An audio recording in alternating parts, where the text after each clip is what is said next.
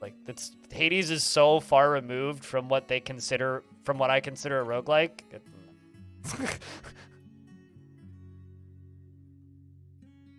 Anyway. Hades is, like, doing a really good job killing the genre, actually. As great as that game is, it exists to perpetually confuse people about what is and what isn't a roguelike.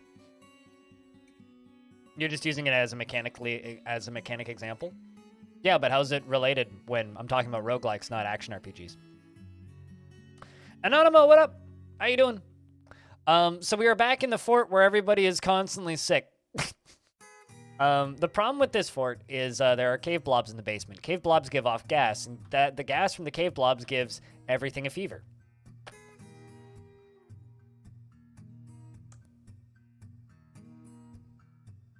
That's what the flashing red X's are. It doesn't kill them, but they all have a fever. That's fun. That's the only logic that I can come to as to why everybody's constantly blinking. I think we just traded. There's 121 dwarves in the fort. Plus, we've got a bunch of traders running around. There's a bunch of chameleon people and giant impalas. I keep on trying to, like, release all the chameleon people because they keep getting stuck in my traps, and they're pretty passive. They seem friendly, so I don't really have any problems with them. It's just normal, I guess. Well, not everybody, because it's always, like, a percentage of the fortress that's ill. But I guess, like, hay fever is real bad in this fort, basically. Some dwarves are kind of stressed. It's fine, though. We're working on a new tavern. There are not one, but 2 vampires in the tavern. We have Onal the cook, who's a vampire, and we have Sodel, who's also a vampire. Sodel, in fact, is a false identity and has another name. You know, everyone loves Plump Helmet Men. You know what's real sad about Plump Helmet Men is if they dance in your tavern, it's very likely that they'll get squished. Because they get stepped on. And you get a little combat log. It's like they collided with boot of person and then is collapsed.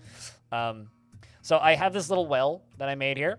The well is also, or the water from the well is also the water that is filling the water reservoir up here, which provides us the big whoosh, which drowns all the baddies.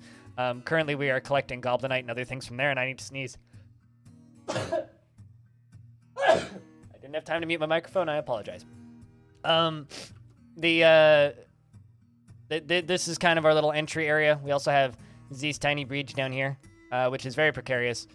I'm not a fan of it currently, but it's what we got. Yeah, we already traded. Cool. The actual fort itself, maybe we finally ran out of adamantine strands. We have this little spot up here that I'm looking to turn into like a, what's it called? Defensive position for catapults and such to shoot over here, but I don't know if that's actually going to happen. We'll see. Well, I mean, I don't see a red floor. Unless you're referring to, like, the rutile, which is like a dark pink. These? It's a road. Unless you're referring to this, in which case, clearly you've never seen mud before. You never seen dirt? It's like the same color as blood in this game. If you, like, wash a floor with water, it gets covered in dirt. See this orange? That's blood. This is mud. That's blood.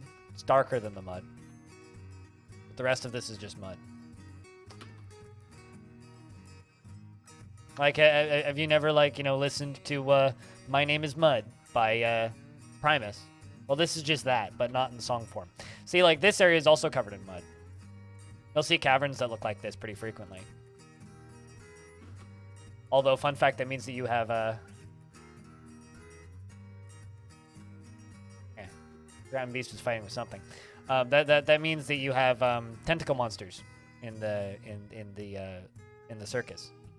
If there's mud in the cavern layers. Anyway, first cavern layer, second cavern layer. I don't know if there's a third one in here somewhere, or if I missed the first one. The first one might just be like right here. I may have just missed the first one. It's a very shallow fort, because like half of it is above ground. So this is our Magma Forge. We do have a couple strands that we are making into adamantine, which is nice, because I kind of sort of maybe accidentally mined into it. So I'm just going to finish mining out this layer because might as well. I mean, we already started. As far as named dwarves in the fort go, we've got Ronald, Merc, we got Kettle Lars, we got Katie8, we got Axon, we got Pigfinite, we got Stone, we got What, we got Nox, we got Amateur, we got Rhinestone, we got Pink Fluffy Llama, we've got Vinsati, of course we got Roel, and then of course the Trapper. We have Joe, we have Gunslinger, we have Mike F, we have Ponce, we have friggin' Bob, and if you heard your name and you want me to look at your dwarf, let me know. We have Animal, we have Bonehead, who made a very nice helmet for us. We have Max, we have Tygo. Scrolling down a little bit more, we have Clowny Cobalt, Freeways, Rory, Piranha, and of course a Cajun Bard.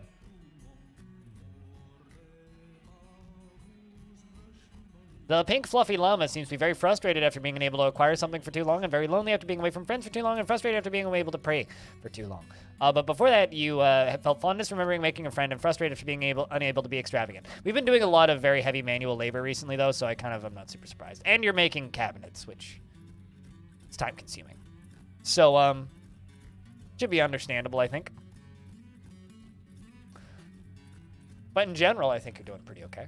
But yeah, that's Hotbeards. And Merle, the Dwarven Child, has been taken by a Fey Mood. I guess we'll follow this for a little bit. What time of year are we in? Midsummer. Okay.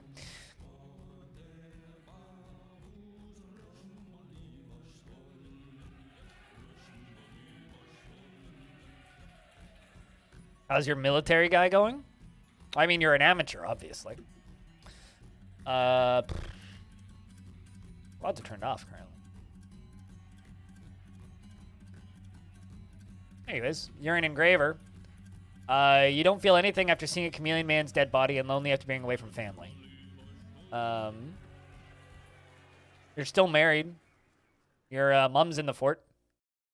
Same with your uncle Max and your uncle Freeways. Disco Fox, who's dead, was your cousin who was in the military. So that's unfortunate. But aside from that, like, you're doing all right. You're doing all right. You're currently just hanging out in the tavern. You're going to go pick up some equipment.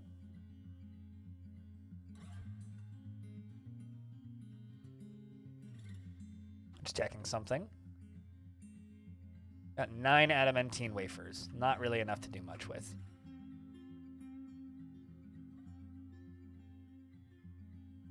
Strange mood on Morel. Small child claims the craft store shop down in the basement.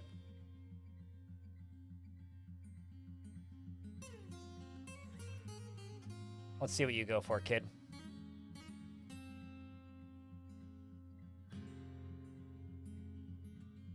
I think that's just a piece of wood.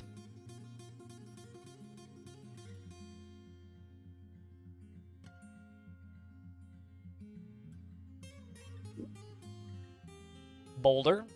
Something else, probably.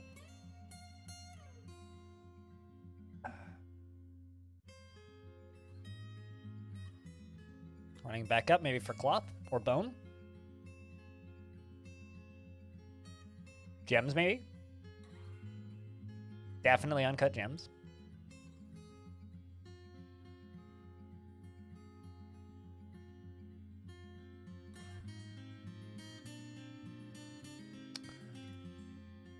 Talking about playing slow or playing with someone that is slow, that's you. You actually were playing DF and had the sound sense on and fell asleep. You think you play too slow? I mean, Dwarf Fortress is a play at your own pace game, so it doesn't matter what pace you play at. I don't think there's any particular issue with playing the game at a slower pace.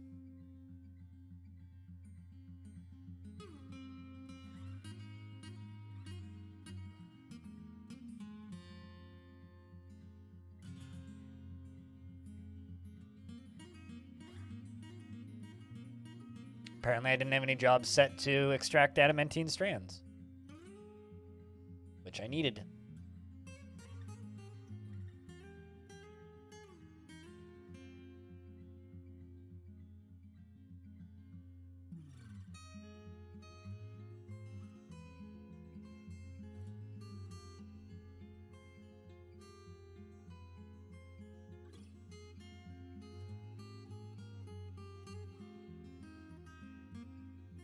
Grabs a block. I really need to make some craft store shops upstairs again, because this is, like, super inconvenient. To just have, like, strange mood children just running up and down and up and down and up and down and up and down. I'm just using the YouTube playlist. This isn't even proper sound sense. Because that would require me to have, like, DF hack installed, which I don't. So I'm just listening to the YouTube playlist. I don't actually like the rest of SoundSense. I don't really like all of the... Like, I know they did a real good job curating them, but I'm not a huge fan of randomly hearing things like Wilhelm screams and random fighting sounds. Like, that's just, eh. Doesn't do anything for me. I'd rather just have the text announcements. It's just like if Dwarf Fortress ever gets some official sounds, I want them to be really good. Because if they're not really good, I don't want to listen to them for very long, and then everything in SoundSense just kind of annoys me, if I'm being honest.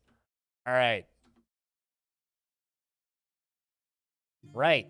That crown was made.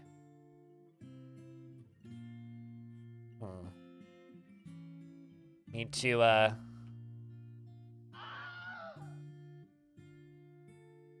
gonna place that in the mayor's room, I think. Yeah, just random Wilhelm screams all the time. See, you're paying me for that privilege, but outside of that, yeah, I don't really have any interest.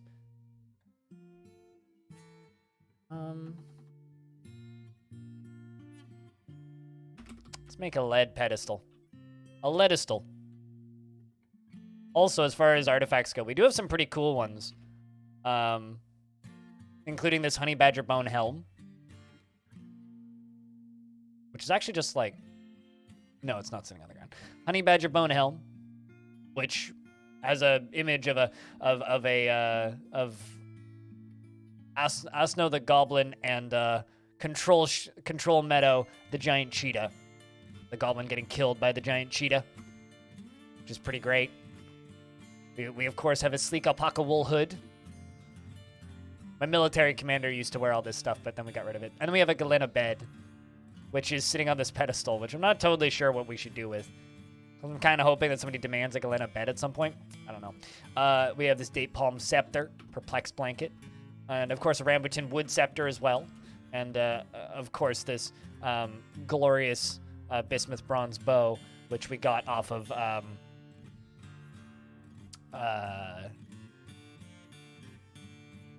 that giant, I think. Or was it the Minotaur? We killed something. We killed a big critter.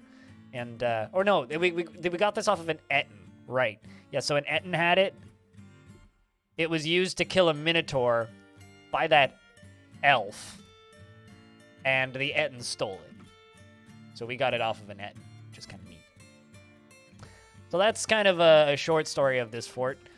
This fortress is designed to be the new mountain home of a currently very isolated dwarven faction. We live right here. The faction itself is like landlocked up here inside of this mountain range and is losing a fight to this necromancer tower. So this fortress out here is kind of like the start of a new beginning for this faction, with the whole goal of like, what if we just populated this area? So I don't know how much longer we're going to be playing this fortress. Probably up until population max, and once we're like satisfied with all the constructions. And then we're going to build another fortress and then start running adventures in between them, ideally. I am kind of annoyed with the fact that everybody just has like a perpetual flu in this fortress, but what are you going to do? Not a ton is the answer. We're just trying to get the population up to maximum. And currently, we have more than enough beds, so it's just a matter of waiting for people to arrive. In fact, I'm going to assign these babies their own beds, because, damn it, they need them. Is that there's no directionality? Oh, there's lots of downsides to Stone Sense. I mean, Stone Sense is a fine mod if like you want notifications, right? And that's kind of the point of it. It's like if you are a person who also wants sound notifications, like it's good for that. But like outside of that, if you don't feel the need to really have those, then it's just kind of a waste of time, I guess. And I personally don't feel the need to have those. So some dwarves will just never claim beds if they don't really care about personal possessions. It's kind of annoying. Actually, never mind. You don't need a bed. You're our vampire. You don't need them. You don't sleep. Don't be silly. Alright, so it's just the vampire who doesn't have a bed now. Just the vampire.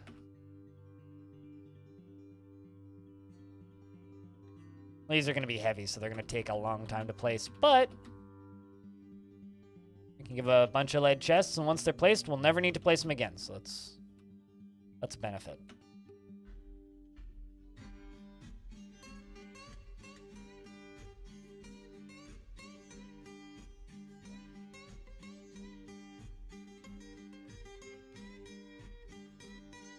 Go all the way along, placing all of the cabinets.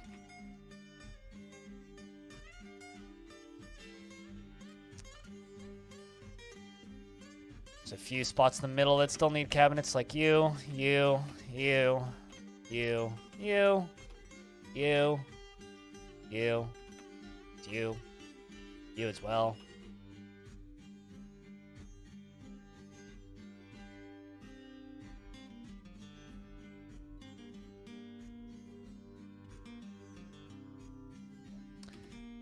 And I think, yeah, the child began a mysterious construction, so now we're just waiting for the child to finish the artifact. We're also working on pedestals for him. Got a lot of clothing being put away. Although a lot of this is, like, clothing that we can't use. Yeah, a lot of it is large. We're gonna have to sell a lot of this stuff to the...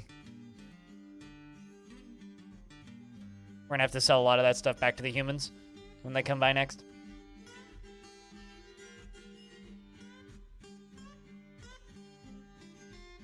So once they're done cutting through that layer of adamantine, I will give it a smooth and fortify it, and we'll see what's on the other side of it.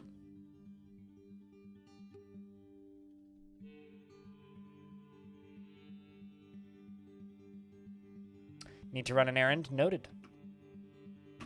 Also, when we look at this...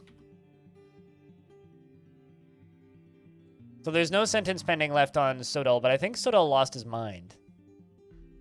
Onal has 38 days left. I need to keep an eye on Onal. Because I think Onal's about to get let out. The vampire.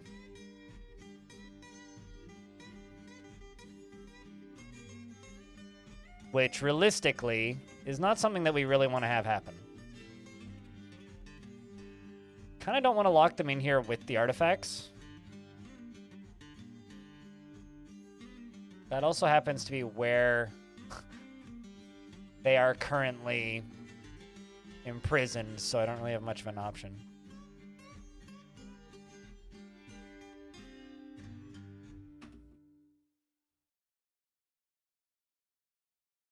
We're just going to lock these vampires in here until I have a solution of what we can do with them. Because I need a solution for what to do with these two vampires. Even if that means, like, just giving them a place to go live. Because I need to make sure that they don't eat any of my people. So I really kind of don't want them to do that, but... So, chat, how's your weekend been? Got any plans for next week? Or is it just, like, hang out and chill? I'm trying to, like, plan a vacation and also not die of, like, freaking out about just the world right now. It's been stressful. Mural. Thomas Mamot, the Dwarven child, has created Eshon Stokken, a round lime wood bracelet, and claims it is an heirloom in the name of the family ancestor Cybrek Webdoiled. A bracelet. It's worth 34,800. Good Squashed is the name of it. This is a round lime wood bracelet. All craftsmanship is of the highest quality. It is encrusted with round diorite cabochons and encircled with bands of round lime wood. This object menaces with spikes of diorite and lead and honey badger bone and giant pangolin bone. On the item is an image of Misery of Mortals, the split dingo leather skirt in red pyro. On the item is an image of Tykes, Ramtongues the human. Imagine having the name Ramtongues. Ramtongues the human and Angel Bowl the giant wolf in Rutile. Angel Bowl is striking down Tykes Ramtongues in And the artwork relates to the killing of the human tykes ram-tongues by the giant wolf Angel Bull in the Submerged Hill of 140.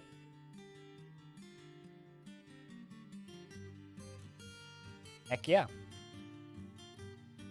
You'd be able to just mine through this, but probably shouldn't do that. As much as I'm tempted to.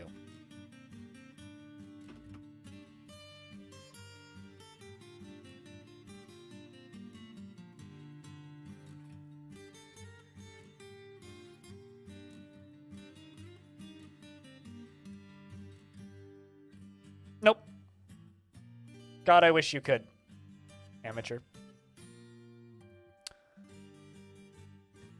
Their own tunnel and wall it off. It's not quite that easy, but that is something I would like to do. But first I need to lock them in. And then I need to very carefully release them. There's a lot of things that are planned for future updates. A lot of things.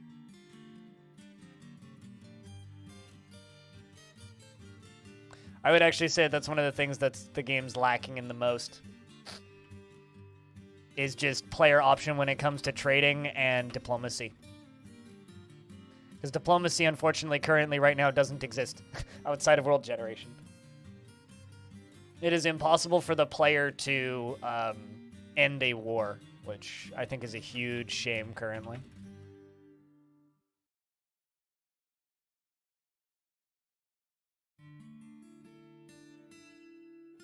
This is sketchy, but it should be fine. Yeah, it's fine.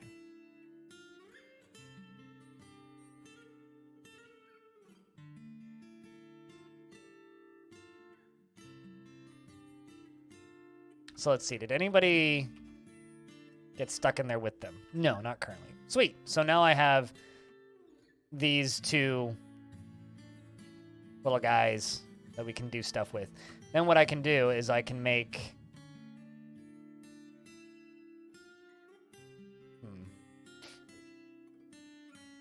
So one of them is just not going to be released. This guy's just not going to be released because he went insane. So we just have an insane vampire. Then we have this one who's an almost insane vampire. So I don't even know if it's worth trying to really do anything with them because they're just going to lose their mind and go nuts. And now this one's tantruming. Yeah, I don't think we really can release them. Why? What's happening this weekend, Animal? I mean, the two things that or rather the three things that I would love to see for the Steam version that I doubt we'll see, but I would love to see. The first one is being able to send out your own caravans. Second, which is like a soon TM, like we shouldn't have waited this long, but premium is happening feature. The second one is better diplomacy, allowing us to like send out diplomats to stop wars and form alliances with other factions. And then the third one that I would really love to see added, and this doesn't even need to happen like before the premium releases, but should happen at least after the premium releases, which is the ability to drive the wagon from the mountain home to where we're going to live after that. Oh, hey. Thomas, there's a ghost here. Uh-oh. We got to deal with that. I don't even know who that is, but... Or where they came from, but we should solve that. And that is a planned feature that I would love to see. Oh, hey. I did grave a memorial to him. Just got to place it. Put them in the whoosh area? They don't drown, though. They're vampires. Join a caravan in adventure mode? I don't even think you can do that. But that would be really cool, actually. Yeah, no, vampires are undead in the same way that necromancers are undead. So they don't actually need to eat, sleep, drink. They don't get tired, and they can't drown. But yeah, no, I mean, Tarn is like envisioned playing adventure mode almost like... Oh, right, yeah, this was where I was going to put the prison. We should finish that. That'll be priority number 1 right now. Tarn has talked about envisioning a mode of play in Dwarf Fortress that is almost like playing, why am I blanking on the name of it? Oregon Trail, where the player will drive a wagon and have to keep your 7 dwarves alive from the mountain home to your new home, which I really, really would like to see. But and he's been talking about that since 2009. And that's one of those things that's like not super far off, but like would just take a while for him to do it. So, but imagine that, like you prepare carefully and then spend the next like 3 weeks or so in game just like driving your wagon. Boats would be cool. You should watch the video on my YouTube channel called Why Boats Are a Pain in the Ass. Should watch that video before you say that boats are cool. Because, yeah, boats would be cool, but I can live without boats. I don't actually see why people want boats so badly. I just want boats in the overworld. I don't actually need boats. 9 of them. How's Long Death going? Long Death's still going. We played Long Death yesterday. But just to keep the stream from dying, I need to keep things interesting, so this is a different fort for that purpose. 10, we need 12. Well, we're gonna need 20, actually. Oh, well, like I said a minute ago, you should watch the YouTube video that I have titled Why Boats Are a Pain in the Ass. It's 2 minutes long. It's Tarn Adams talking about boats.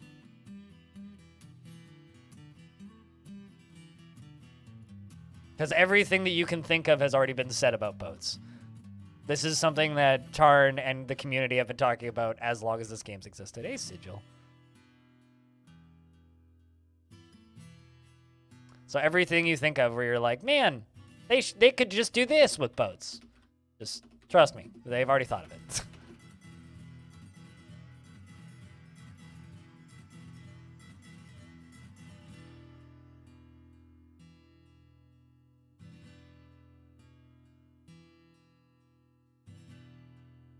Yep, fort's okay. I mean, the stream over the past month and a bit, like basically since halfway through since the start of January, really, numbers have been just getting worse and worse and worse and worse and worse, Peter. Like, just not as many people have been watching.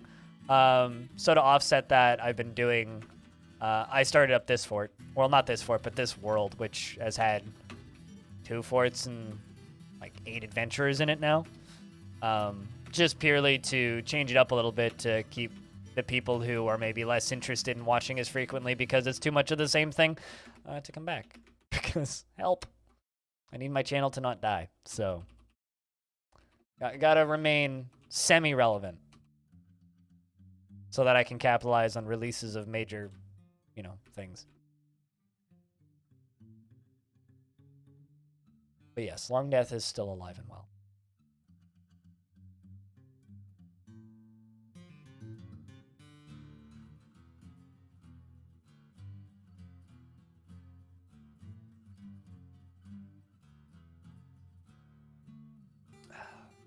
But yeah, plan for today again, same as yesterday. So for those of you who weren't here yesterday, we'll be looking at the clock, playing probably another 4 hours, 5 hours of this, maybe a little longer, and then after that we're gonna play some Project Zomboid.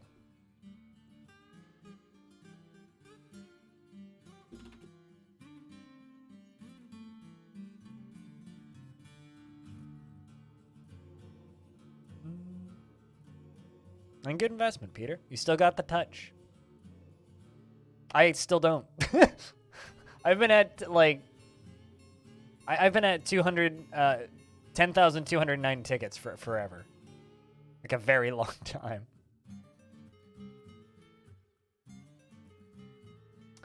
Apparently we need more adamantine strand. Speaking of, do I have enough to make some shields?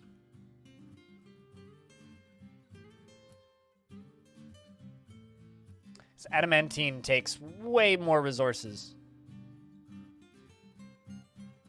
Dwarf Fort, more like Danger Fort. Have you seen this waterfall? We've had so many things just like realize there's a waterfall there too late. It's beautiful. Also, hi, Gamerfinger. Is Gamerfinger like Because to me, gamer finger sounds like an injury that like I would get diagnosed. It's like, yeah, you've been diagnosed with a bad case of gamer finger. You have to like lower your gaming time from like 12 hours a day down to like 6 because your fingers are gonna fall off if you keep like playing so much. I kind of like it though. That's a good username.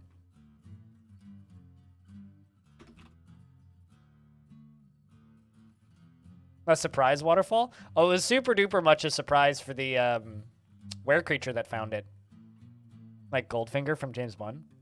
Goldfinger's a good James Bond movie. It's one of the few I've seen. I've seen like every single James Bond movie up until the point where they started being CG-ish, and then I just kind of stopped. Those old movies are great though. I think like I'm trying to think like what was the last one that I watched? I need to look at like a full. I think I watched the Casino Royale of like the recent series of them.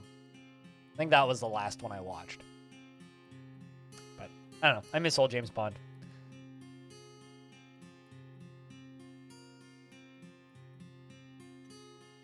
So what have you been up to, Peter? Taking a break from the internet a little bit? Trying to get outside more? I've just been, I don't know if you've been on the Discord at all, Peter, but I've been doing a lot of winter snowshoeing, and I'm planning winter camping for next year. Like, my friend who I go snowshoeing with is like, yeah, let's start planning camping for this summer. I'm like, fuck no.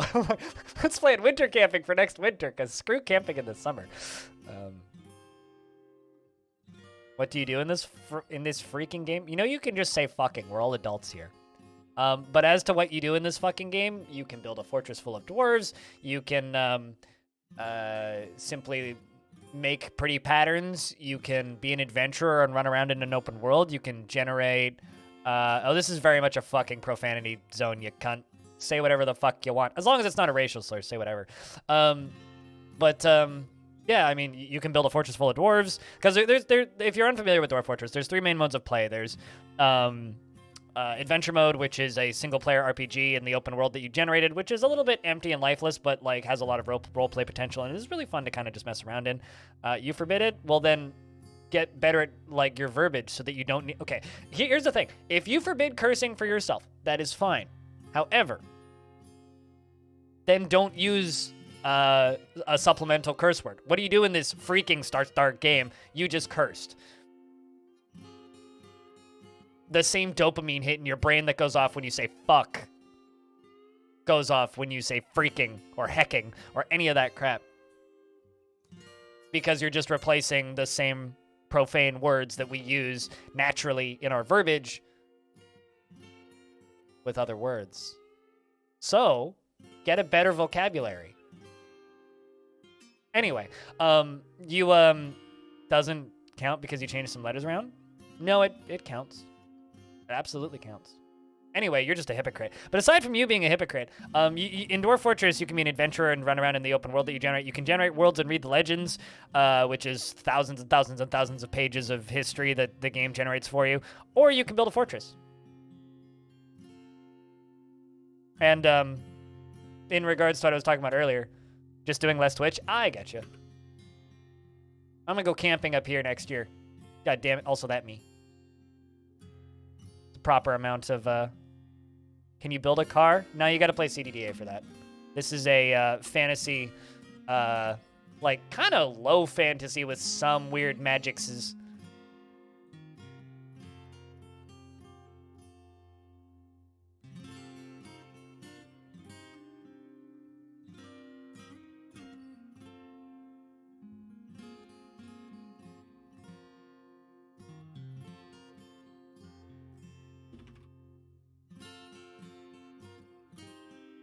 Are there mods? Of course there are mods. I mean, if you want like a science fiction mod, you could play the Long Night mod, but I wouldn't recommend that one initially.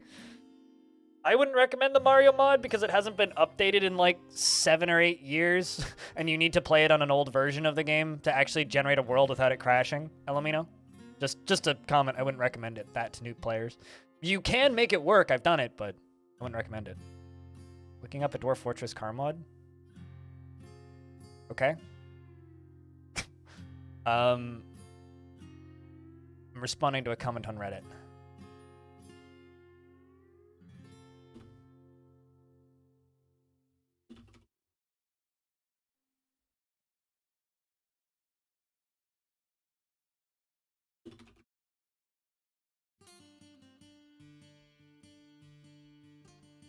I mean, there's robots and mechs and shit.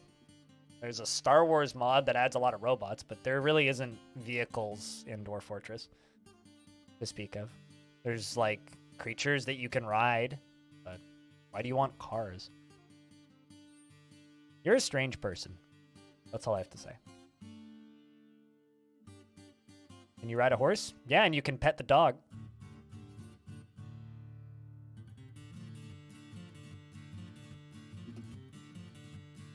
You could also pet the zombie dog while it's ripping your hand off.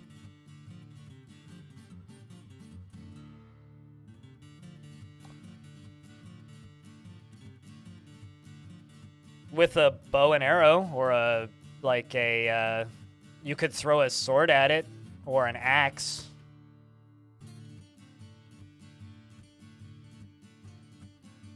Or a crossbow. This one is? Which one is this?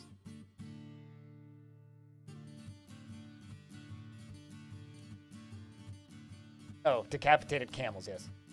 I think Kogan-san, Koganu-san? Koganu-san. Koganusan. No idea how to fucking say that one is my favorite. It's just super chill. I need somewhere to actually put my livestock. Although a lot of these are pets, which is kind of annoying.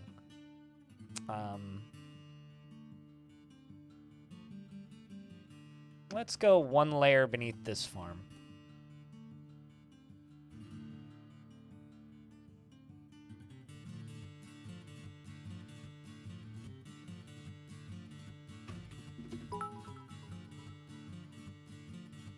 Fuckity fucky fuck, shittity shitty shit, boobsies to booby boob. There you go, you swan in a ditch, blubber ducking poop cracker. The funny thing about that last one that you said is the last one there is a racial slur, which could get you in a lot of trouble. But anyway, Animal, thanks for the 1,200 pennies of the American variety. It's just Google it. Have fun. That's what I would say. Is just Google it and look up streamer banned.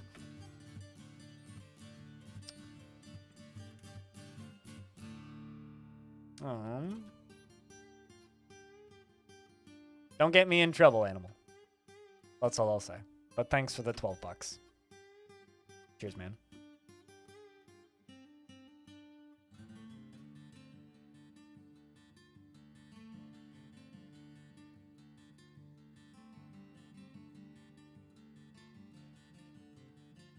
This is going to be animal pens.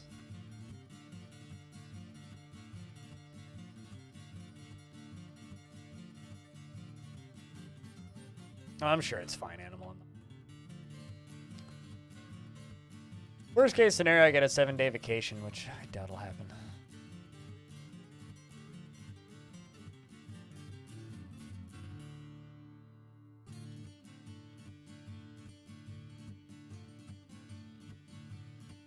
Yeah, so when you're designating stuff, plus and minus on the numpad, move that number in the bottom right up and down. 7 is lowest priority, 1 is highest priority. But by default, it sits on 4. And once you start messing with the priorities, then from then forward, they all, by default, just show 4 as the default priority. But if you don't start messing with priorities, they don't show a number.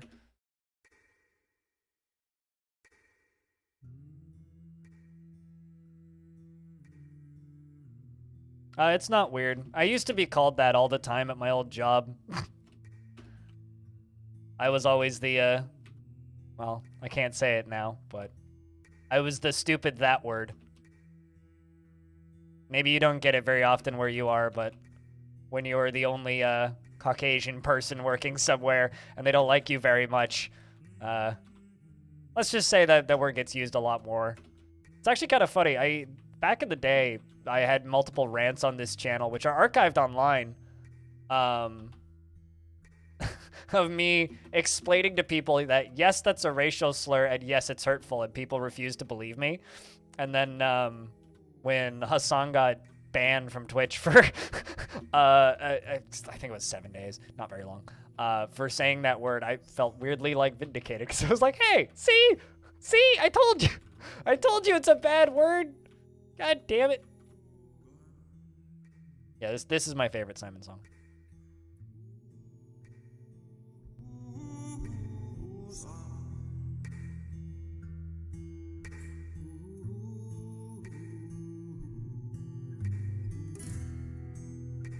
All right, let's do this.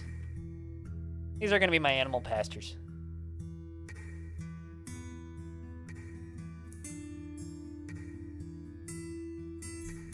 But yeah, this is my favorite.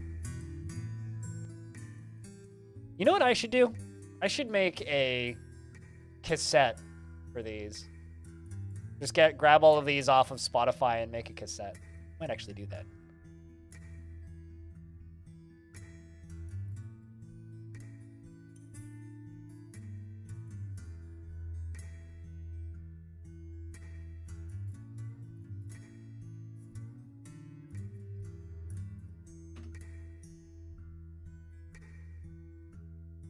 All right.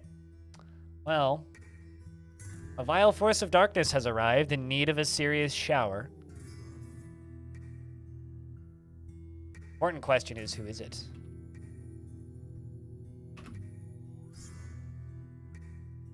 Looks like it's the same goblins. Ah, you got a copper cap with an engraving on it. Ah, yes, of course. On the item is a rendition of The Bad Monster, a superiorly designed image of 2 prickle berries. The item is the symbol of the hate of praises, a goblin civilization. It is made from troll bone. Let's hope darkness can swim. I don't think they got swimming lessons for much of their lives.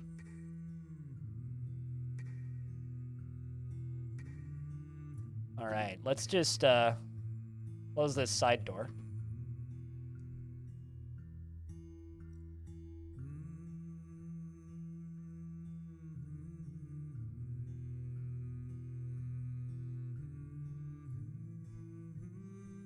Let's also let all these dwarves run in this way. They don't need to take the long route. Side door on the left is now shut. See how many of them there are. 170!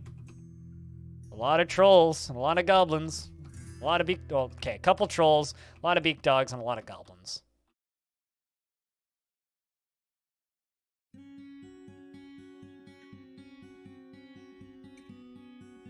Wait for this dwarf to walk past.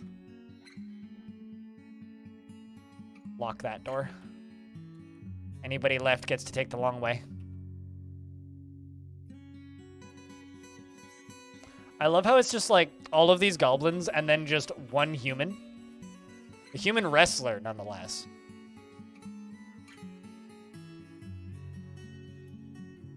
And the human wrestler has a large troll fur cap, and it is sized for humans, and it is encircled with bands of rectangular self-right cabochons and made from troll cloth.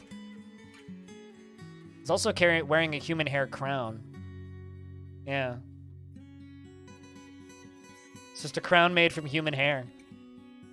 Dwarf nail ring, dwarf tooth amulet, dwarf hair earring, dressing themselves in the bodies that they've killed. Strange folk they are. I do wonder why the one wrestler is with them. Looks like the troll army is coming in second. We're now up to 300 entities on the map.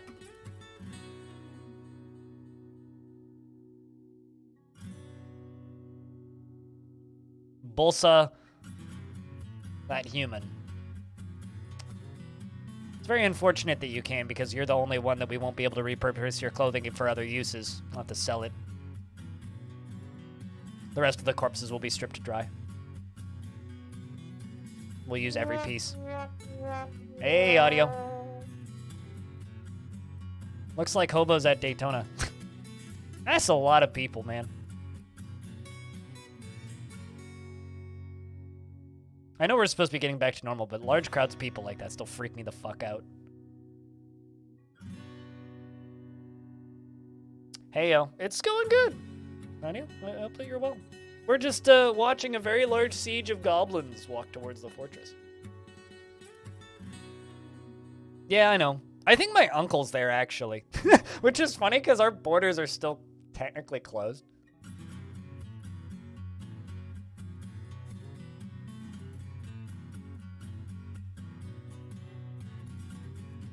Aw. Kind of curious to see if anybody goes into the water. We need to watch that first troll. This first troll's running ahead of everything else. So, Chad, just show of hands, who has not seen this trap in action before? Actually, if you have, press 1. If you haven't, press 2. I'm just curious. I'm curious about how much I should show of it and how dramatic it should be.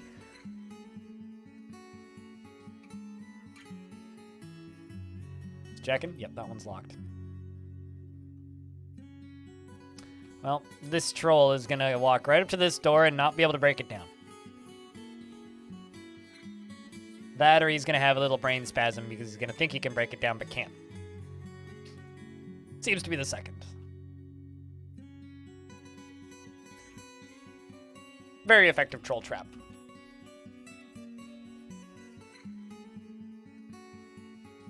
You're just tuning back in. The water trap for hot beards. It's a very big whoosh with a lot of water pressure. And there's, 252 units on the map. We did cage a couple of them too.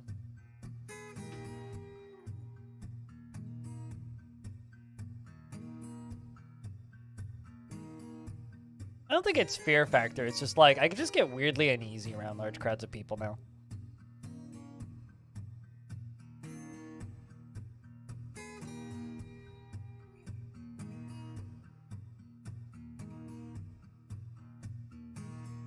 Now we just wait. Here they come.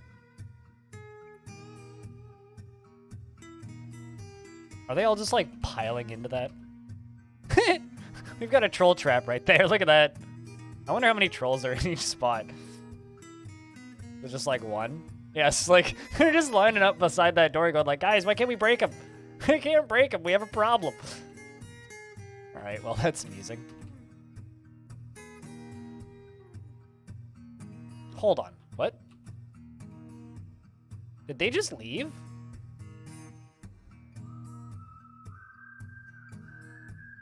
Guys, the army left.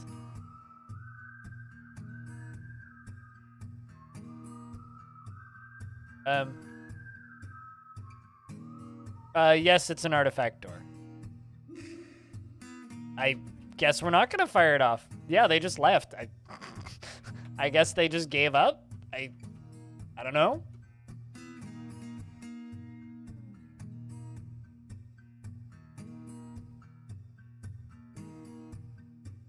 And the trolls are still trying to break the door. I mean, we still get to kill the trolls at this door, but like,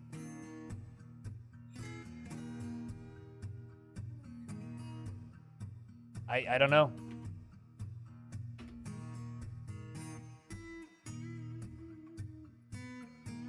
Yeah, I'm not sure. This is very strange to me.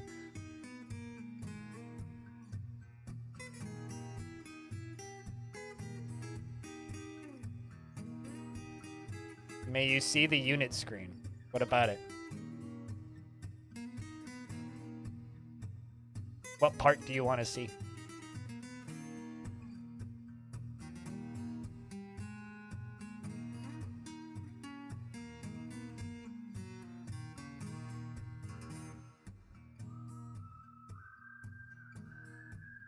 You're being so non-specific with the may you see the unit screen that I don't know what you want to see on it. So I can't be super helpful. All right, let's remove that. Oopsies.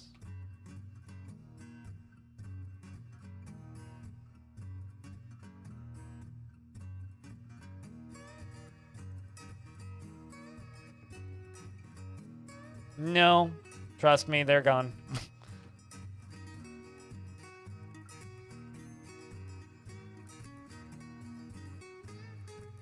This is one of those instances where you can just go, yes, blind, you know what you're talking about, because yes, I know what I'm talking about. They just left. I saw them as they were leaving, too. I just didn't really clue into the fact that they were leaving. Yeah, I mean, scouting attacks are not too uncommon. But that was weird, though.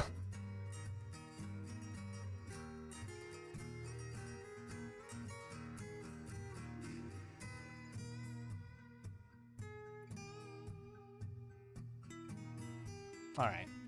Merc killed the last troll. I'm sure we'll have more opportunities to fire that off today, but still, weird. Still weird. Wasn't really any big birds or anything. I get maybe the vultures scared them off? I don't know. Might have been the vultures. I kind of doubt it, though. It's possible.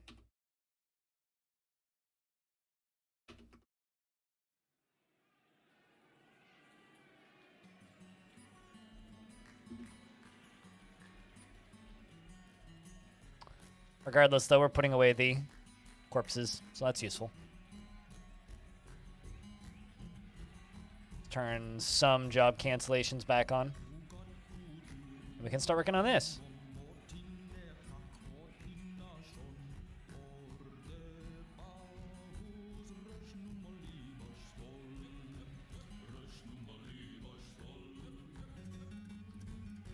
You want to know what's even better is, as a person who runs a podcast, I have 2 other pieces of software that both have the word odd in the name.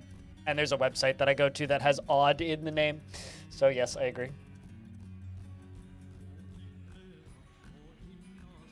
Either Bob Ross, The Joy of Painting, was using free music, which this technically is, or they were stealing music without giving it credit. Outside of that, I have no idea.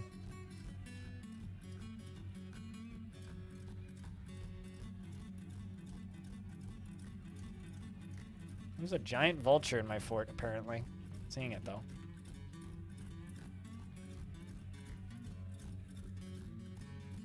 Oh, found the vulture. I'm gonna stab it to death.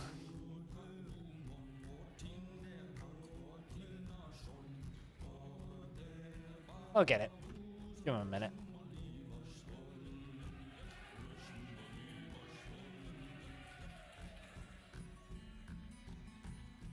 But no, the music that you're listening to is SoundSense, Piticato. This is the music that is included with... This is the fan-made Dwarf Fortress music that's included with SoundSense. Outpost Liaison has arrived. Fort not open.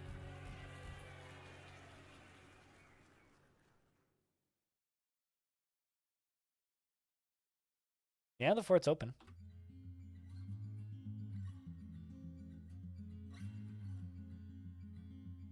And they've started digging.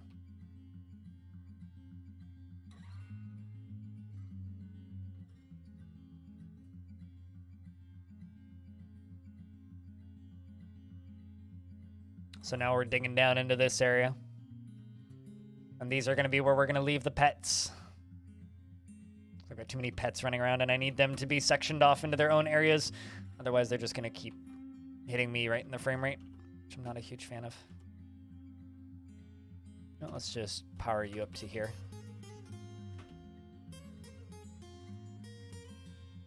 So these are going to be our little farm fields. It'll be nice.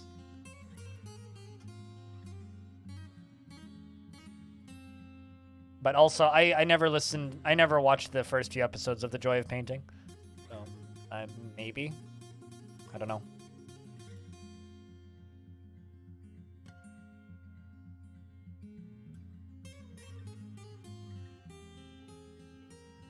Also, Razlim, I have this problem now, where little things like that statement that you said about how sometimes invaders can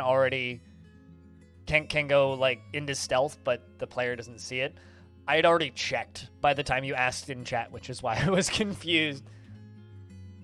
I already checked if they'd gone into stealth.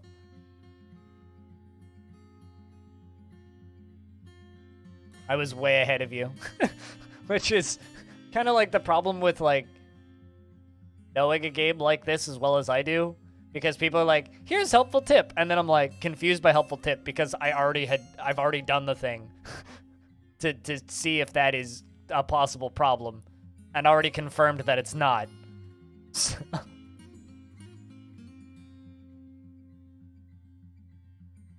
Some of the music in SoundSense has to be from a public library because occasionally you'll hear a track in history videos on YouTube. Well, I mean, the music in SoundSense is part of a public library. Like, it is public. Like, anybody can use it for anything.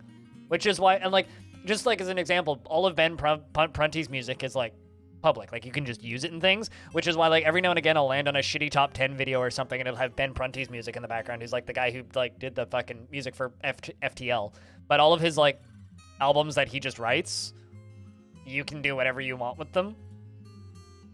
So you're supposed to give credit, but a lot of people don't. So every now and again I'll land on like some random clickbait video and it'll be like, I recognize that tune. I own that album on Bandcamp. It's very weird to me, but it does happen. Almost, I'm your liaison from the Mountain Homes. Let's discuss your situation. There's much to share. We've updated your civilizations and world info. What requests do you have of our merchants? I would like steel and iron, please. Both of those. Yes, much of those. And maybe steel and iron anvils.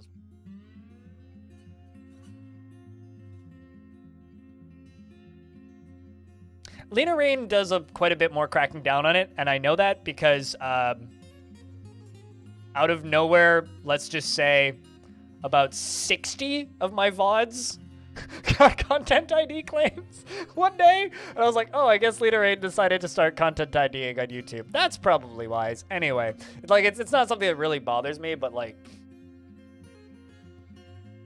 all of the times I listen to the Celeste soundtrack and their other albums in the early Long Death VODs are all monetized by Lena Rain, which, you know, maybe is costing me like $2 a month, but still. It's part of the reason I listen to almost no music on stream anymore, is because the number of times I'll put VODs up on YouTube and they'll just get claimed. Like, as an example, all of the music in The Veil is from, what's the name of it? Hold up.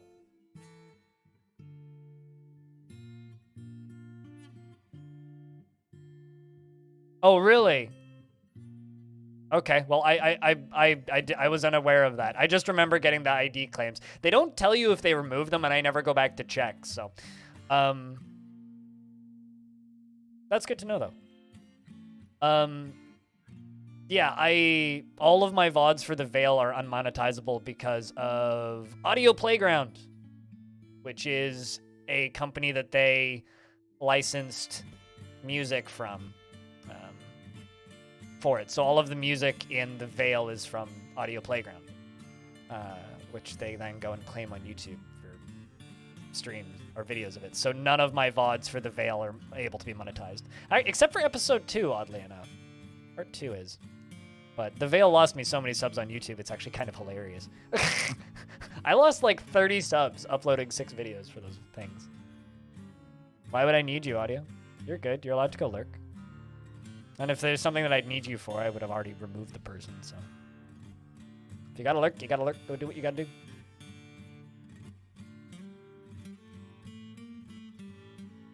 Oh, also, Audio, I should probably notify you. Cutest Ghost is a mod now.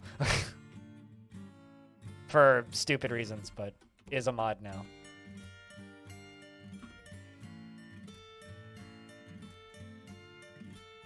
Actually, you know what? I don't really want to automatically do that.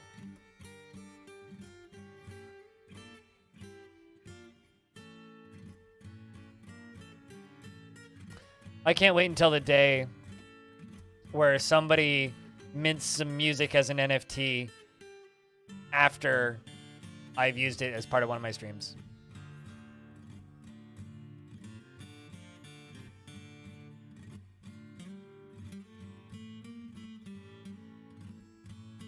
I just wish that Ben Prunty would fucking put some of his music in physical so I could like stream it. Because like it actually really annoys me because like he's got so much good music, but there's no physical versions of any of it except for like an extremely rare pressing of the FTL soundtrack. And it's extremely rare and extremely expensive. It's not gonna stop them from causing problems though. Just because they need to wise up doesn't mean it's gonna actually fix anything. This is just something we get to deal with now.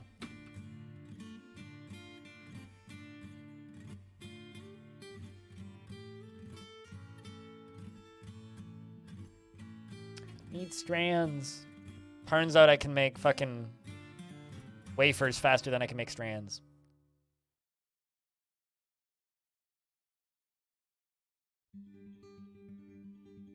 Way faster.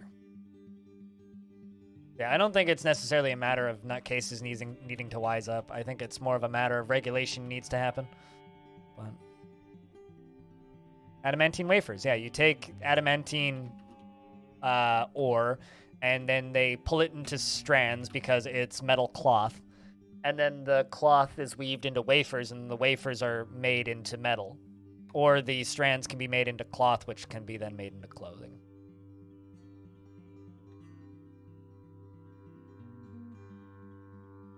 You never build because it's not much needed. I never use kennels. But then again, every now and again, I'll run into somebody who's like, "You're not using kennels? What's wrong with you?" Although I don't know if that's really a shop. Don't really use the dyer's shop much unless it's a really, really, really, really, really long fort. Because it's just for dyeing cloth, which increases the value of clothing. It's pretty rare that you actually need that.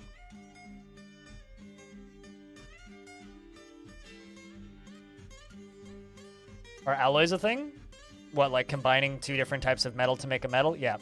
It's like you'll get like iron ore from magnetite, lignite, or one of the various other ores of iron, and then you have to mix them with a flux stone to get steel and all that jazz, yeah. Like, there's the stone screen. You got like bismuthnite, the ore of bismuth, botanimous coal. Let's see, what else do we have? We have galena, which is like silver and lead. Obviously, there's gold nuggets. There's garnerite, the ore of nickel. And like, there's combining different types of metals to make other types of metals. There's malachite, the ore of copper. Magnetite, the ore of iron. Lemonite, the ore of an ore of iron. Limestone to make pig steel bars, pig iron bars, and quick lime. You make coke from lignite and all that.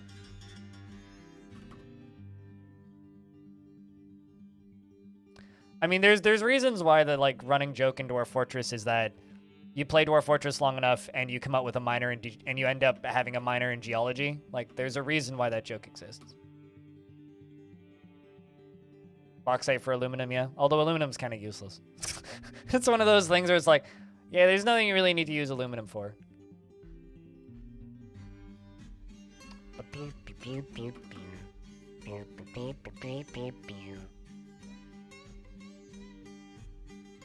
Yeah, bronze and electrum both exist. There's also fool's gold, which is actually the same color as gold, which is fun. Oh no, we got no migrants this season. Wonder if we've run out of migrants for the area.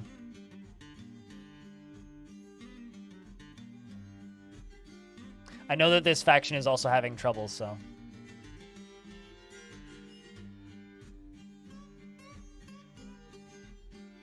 Shrug, I don't know. I'm not a rock scientist, more of a roll scientist.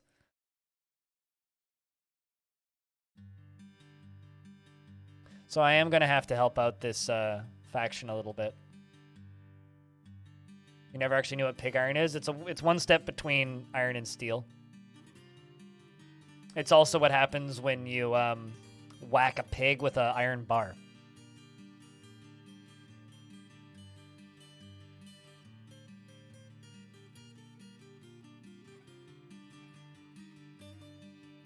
There's some interesting, like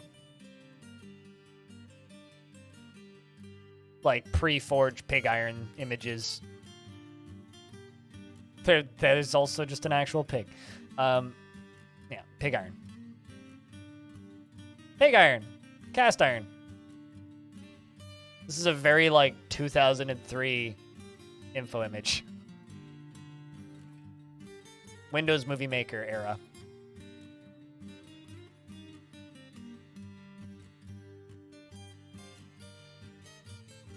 Nope, it's iron ore combined with, well, what Merc said. It's carbon-enriched iron.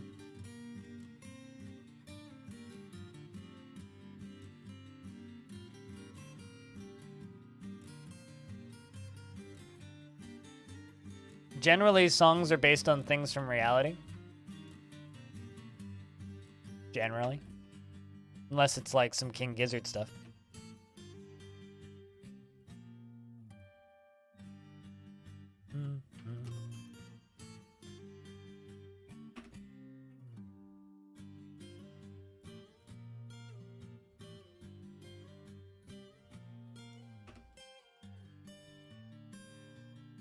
Also, you may have just convinced me to buy some Lena Raine LPs with that statement, by the way.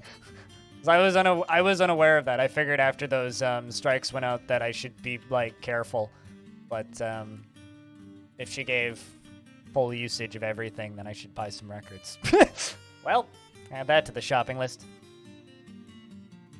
Next time I see those pop up.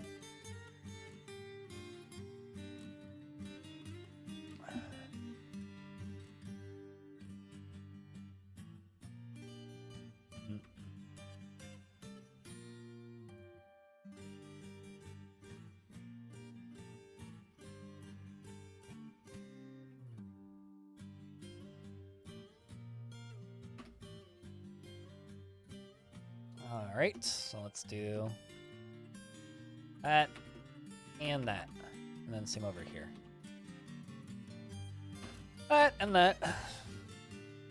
We'll do the same down here.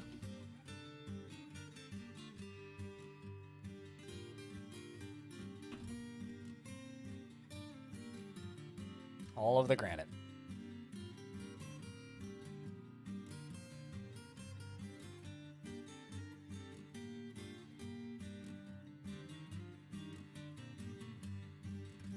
Pig iron is just what happens when you feed your iron too much, clearly.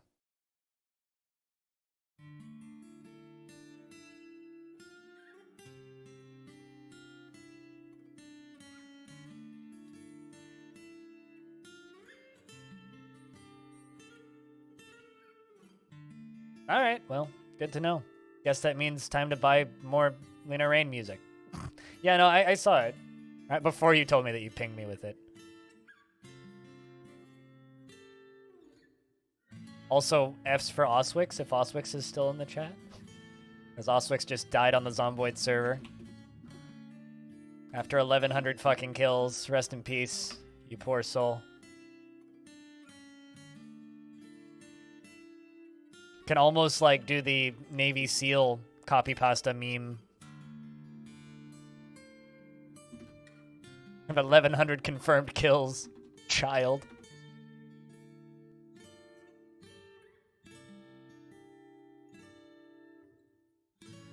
Hurt a little? What, the meme or the you dying? I don't blame you though. That's a long period of time. Next goal is 2,000. Hell yeah. Well, I'll be on tonight. So.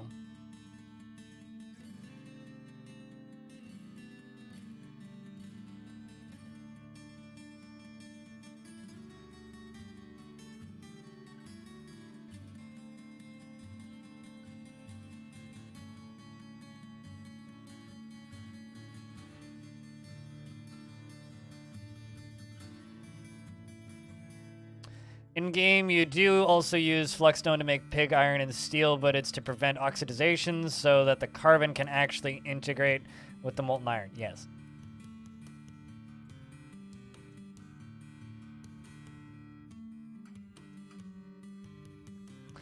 I know I should know what rot MG is, but what's rot MG?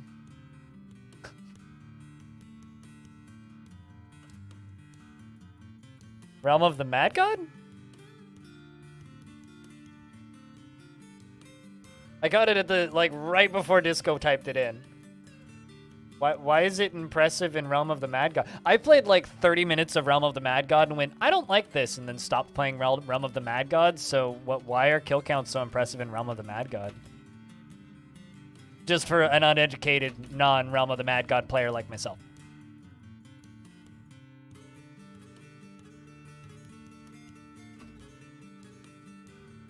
Alright, let's put,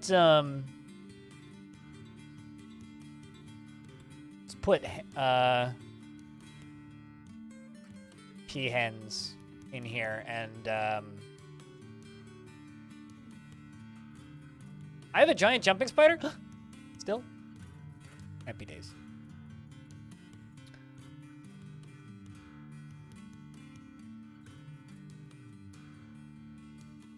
Where's that giant jumping spider?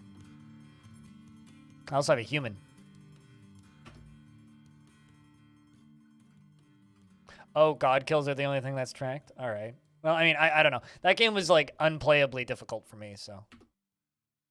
Just because of how bullet hell it is. A weird game. Happy it exists, though. So got a boar.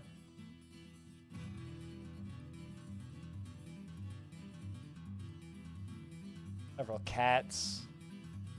Another boar. Apparently we have 2 boars.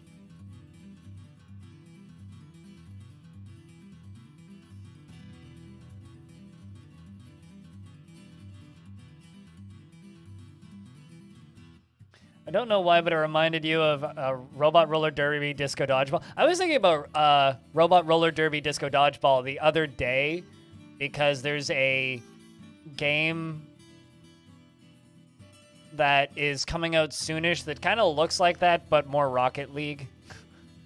But yeah, Robot Roller Derby Disco Dodgeball. RRRDDD. Robot Roller. I wonder if people still play this thing. This was Robot Roller Derby Disco Dodgeball, which maybe if it had a better name. I love the name, but it is extremely hard to remember. If it was maybe just called Disco Dodgeball or something and slightly better branding, this could have been the biggest game in the world, maybe. Maybe if it was less seizure looking. It's a good time. I wonder if anybody still plays Robot Roller Derby Disco Dodgeball.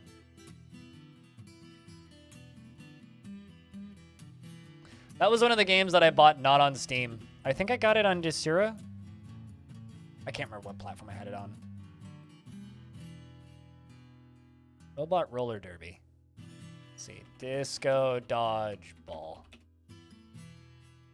Nope.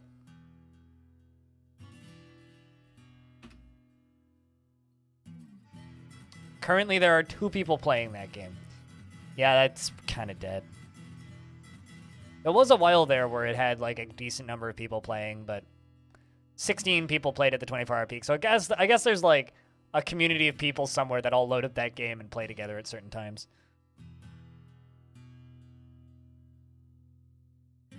All right, we've finally run out of meltable items, which is actually good. I owned Kenshi on Desura. Fun fact. All right, giant jumping spider. His eyes are black. We're gonna start taming you. We actually have a breedable pair of giant skinks. Oh, that's awesome. Meaning, I can start breeding giant skinks, potentially.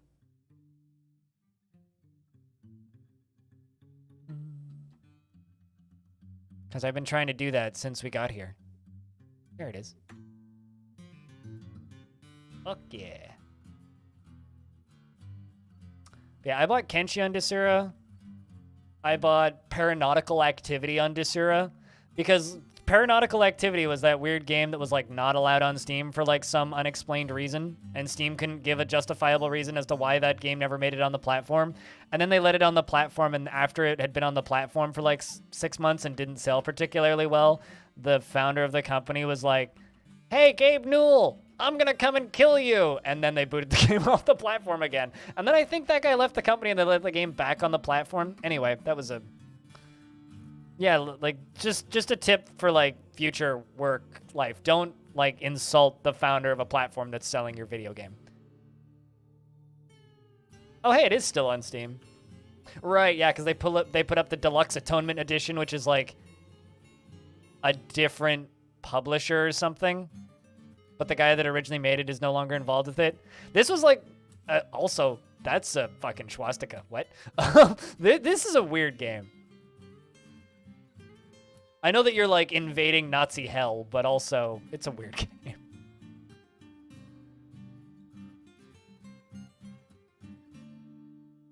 It's been a while since I played that.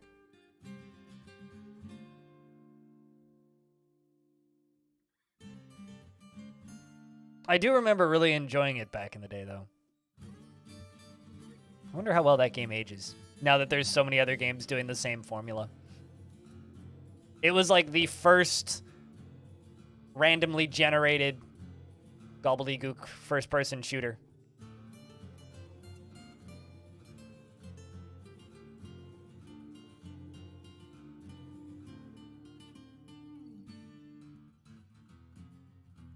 With Psych Up for... Yeah, I remember the soundtrack in Paranautical Activity being really good. But...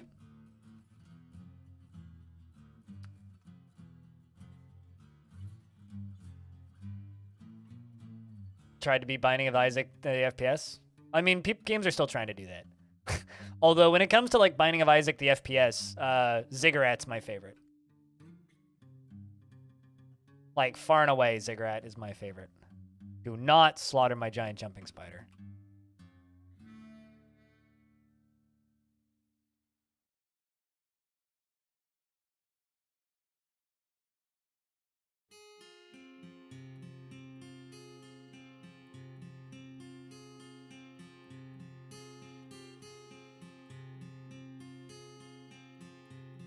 They're gonna put it back in that cage. I accidentally let it out because I set the giant jumping spider to not be put in cage. It's been set to be put back into cage. It's okay, Dwarf's coming to get it. There it goes.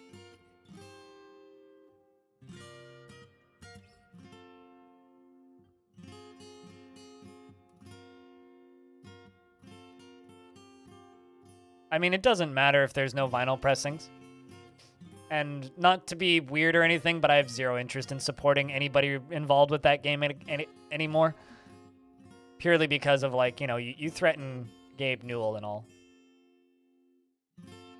Not exactly a good look. I don't really care if the music's good at that point. I don't really want to support that kind of harassment. I don't really care if you're harassing a wealthy man. That's still just kind of shitty. Bag. Cloth. Let's make some cloth bags, because I need more bags.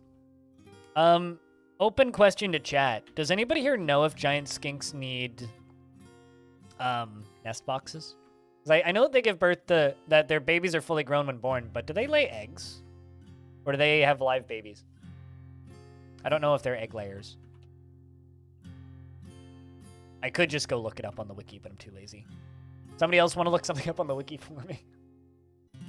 Investments are open. Heads up, chat.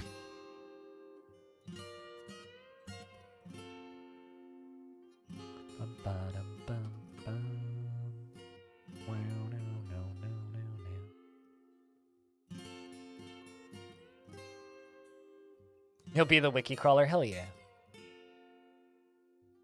I just need to know if skinks in Dwarf Fortress are egg layers and if giant skinks are egg layers. All right, then I need to give them one of these.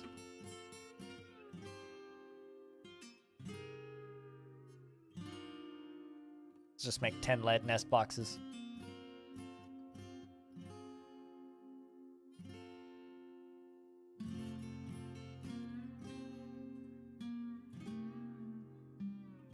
$10 to $30 per batch. That's what I've heard.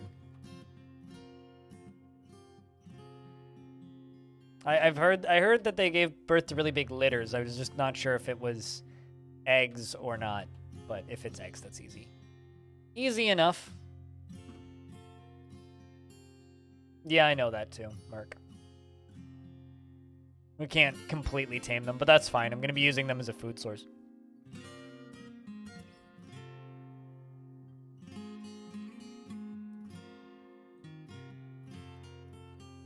I'm sorry, what? Is that like actually a quote from not Simpsons, from Family Guy?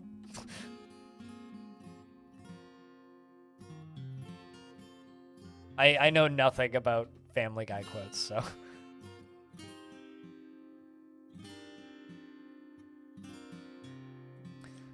You just planted a cutting of a variegated jade plant around this type of snake plant. Now, ooh. That's cool. I'm just seeing if I can keep all of my plants alive in the lack of light that I have currently in here.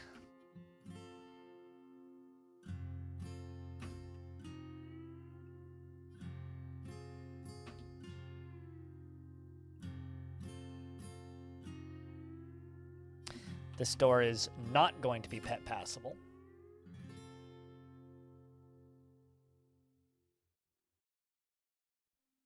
Yeah, I don't have much sun in this apartment. My apartment's very low light. So I'm going to be real careful about what I can get next year. Next year I might just get more Dracaenas because it's quite happy. And I've had it for 2 winters now. And it survived both of them and it's quite happy.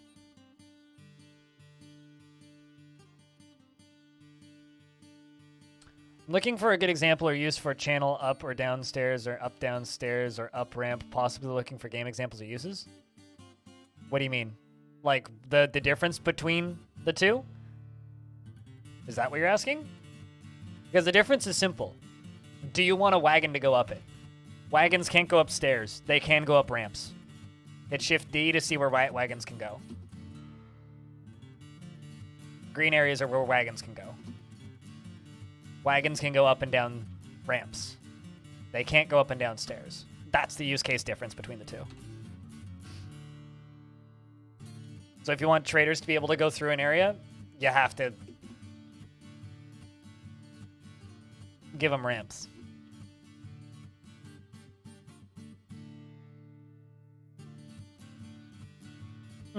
But even shade-loving plants need some sun. And I have parts of the year where I get no sun for weeks at a time. So even the shade-loving plants that I have get upset. So basically, I don't really buy plants over the winter until I know what is going to be happy by summer. All right. Giant skink. Giant skink.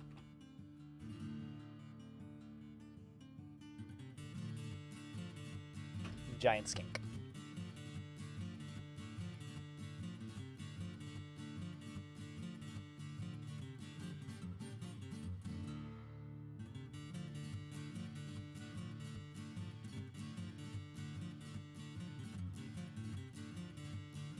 And then we can just lock them in there.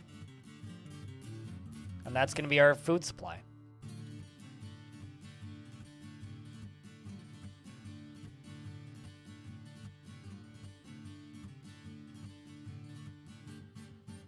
Uh-oh. One of my fish dissectors has been taken by a mood.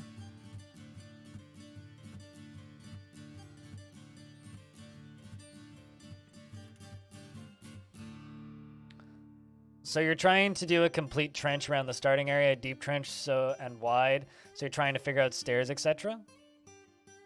I mean, what's there to figure out?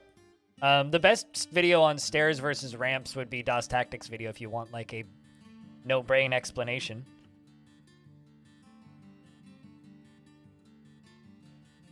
This is a very old video, but it's still accurate. That's probably the best one.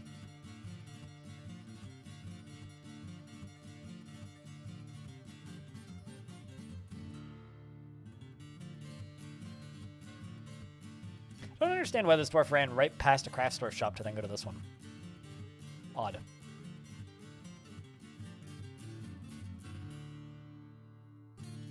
But yeah, that video is kind of famous because it's like a 7-minute video explaining stairs. I never found stairs to be that complicated in Dwarf Fortress. They just kind of made sense to me, so. But if you're more of a visual learner, that might be helpful. In Western Washington, similar sunlight situation with low light. In the summer, I get lots of sunlight. It's just in the winter I don't. The sun doesn't come up high enough.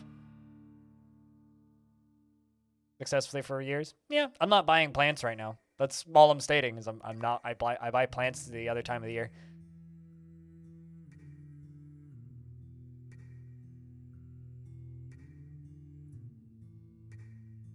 All right.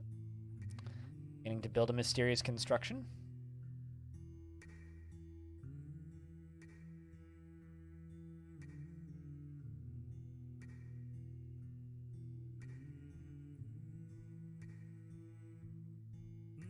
It also does help that I, you know, like low light. I really like low light. I don't like bright areas. I will say,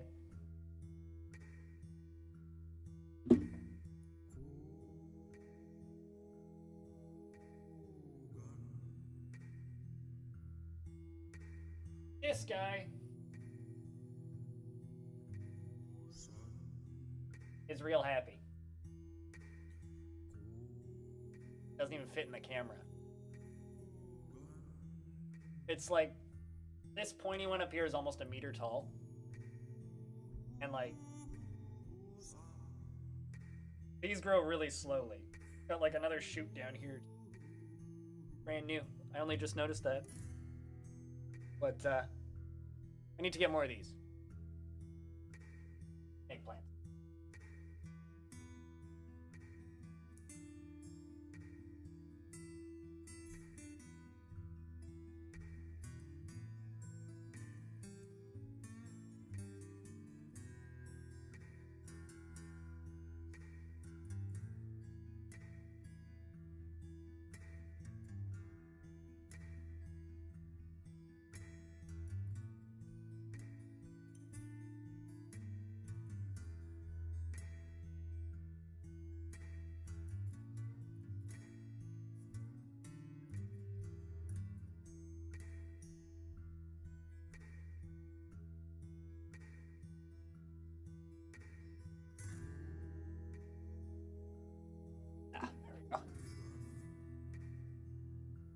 Before I stopped going to the plant nursery, what's the word? At the end of fall, I had a conversation with the lady that worked at the, or one of the girls that was working at the nursery, just about those snake plants, and they'll buy that one back from me for 3 times what I paid for it. I paid about $50 for it because the bigger snake plants are rather pricey. But because of how big it's gotten and how many shoots it has, they estimate they could split it out into 4 different plants and grow them to the size that that one is really quickly and sell them for a profit. And they're like, yeah, if you ever want to sell that back to us. I was like, nah, I'm okay. Unib. Ballad. The Fish Dissector has created Stegeth Nur, a T-Wood figurine of dwarves, and claims it as an heirloom in the name of the family ancestor, Tekud Diamond Grip. It's worth 60,000 Zethal. The Organization of Lakes. This is a T-Wood figurine. All craft worship is of the highest quality. And the item is a masterfully designed image of T-Wood by Unib. The dwarves, of dwarves in T-Wood by Unib. The dwarves are laboring. The artwork relates to the foundation of Hotbeards by the sweltering stand of the Crimson Pulley in the late spring of 155. It is encrusted with round smoky quartz, cabochons, and decorated with T-Wood and alpaca wool, and encircled with bands of T-Wood and copper. This object is adorned with hanging rings of vulture leather, amethyst. On the item is an image of a walnut tree in cave spider silk. On the item is an image of Feb Shotwains, the dwarf in amethyst. Can become quite valuable. Oh yeah, absolutely. Because like you have to take the time to make, like, grow them. It's just like that one video that was released a long time ago now, which is just especially that one video that was released a while ago of the guy that's just like makes above minimum wage just breeding fish in his apartment. Can't remember the guy's name, but although it was kind of funny, like I watched that whole video, I was like, this is really neat, and then made it to the end where he's just like, and I have a YouTube channel where you can follow me on the journey, and I'm just like, you just killed it. Interesting little video about the guy, but like, it's like, well, I guess everybody's just making content now, even fish breeders. Not that I should be complaining about that, to be realistic, but that was specifically fish and selling them to pet stores, but like, yeah, you could absolutely do that. Grow indoor plants and sell them as a hobby. Hell of a hobby. Great side hustle, as I like to say.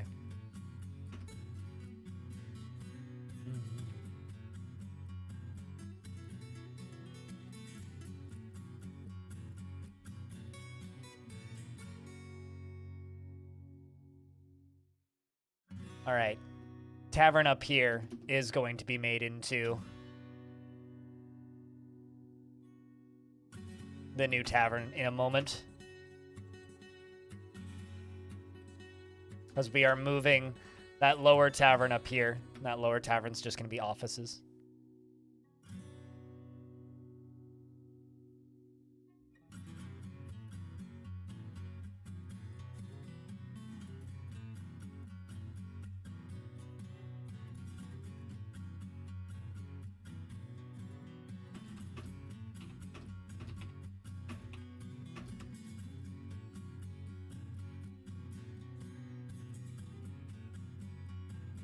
There we go. We've got eggs in the nest box. Let's forbid this door now, so that the dwarves don't, cook them. Or actually, no, I gotta leave that door unforbidden. There's 25 eggs in that box, so we're getting 25 giant skinks, which I'm excited for. Assuming they're all fertile. It's a lot of giant skinks. Big dog has returned to a wild state. Well, nothing of value was lost. Just gonna dump these prisoners and the stuff I don't need. We'll just crush them. It's pointless keeping them.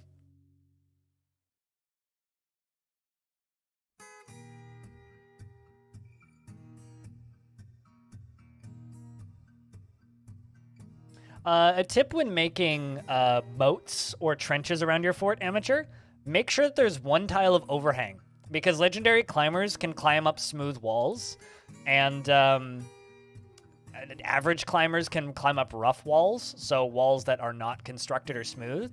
So if you are building a ditch around your fort to stop critters from crawling in, make at least one tile of overhang, and it's guaranteed to work. If you don't make that one tile of overhang, it is not guaranteed to work.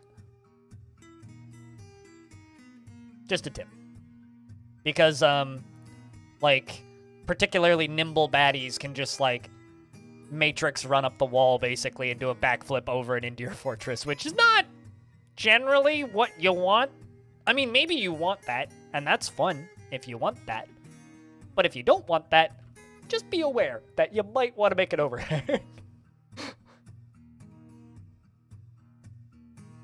I mean, I've got this bridge here, right?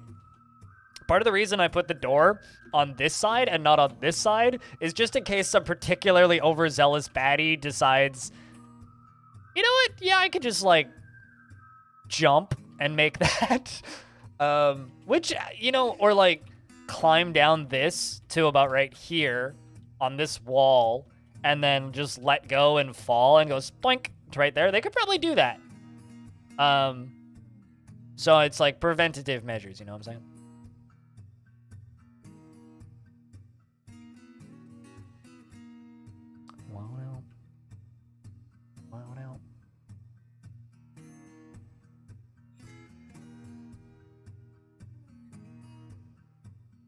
Yeah, most creatures can just walk through fortifications.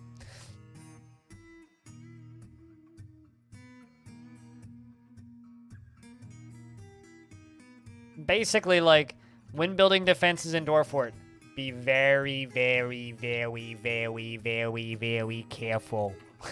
The number, like, one of my favorite forts ever was a very, very deep underground fort. This dwarf just gave birth to a girl. Look at that! Unib Ballad!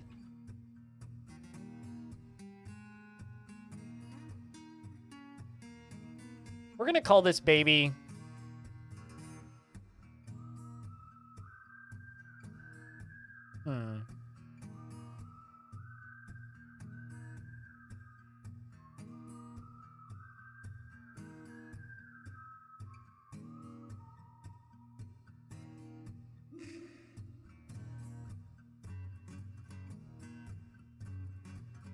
Figurine. Because their mom made a figurine right before having the baby. In fact, like, the baby was, like, made in the same shop. Anyway, what was I saying? Right, in one of my favorite forts ever, it was a cavern fort, so it's very deep underground cavern fort, right? And this Forgotten Beast spawned, which was literally Mothra. It had yellow eyes, it was a giant moth. I think it had, like, webs. Maybe it was either webs or fire. I can't remember, but it was something fucking scary, and it was a giant moth, right? And I was like, oh my god, well, I'm so happy that the fort is fully sealed. But apparently there was, like, one diagonal spot that had been filled up by a tree, but the tree had been chopped down, and this was underground, right? This was a cavern fort. And the thing just fucking flew right into my fortress and killed, like, 80% of my dwarves. It was terrifying. Any other creature wouldn't have been able to get in, but the flying creature just flew right in. It was like, well, I didn't know that hole was there, and also I guess we're dead now.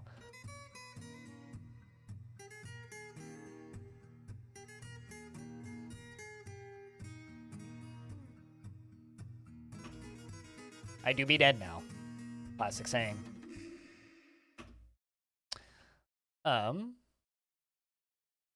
Watchful Chasms, I think, was the name of it. Yeah, Watchful Chasms is my cavern. So we're going to move the Watchful Chasms up to here.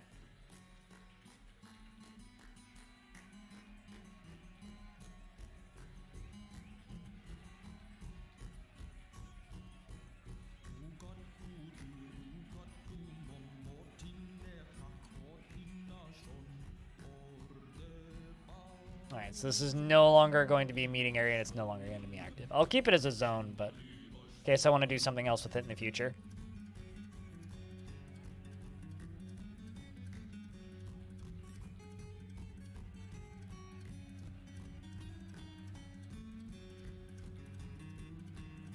Can I just ask a question? Why'd they name the programming language Rust? Number one, it's confusing because of the existence of the video game Rust. But also,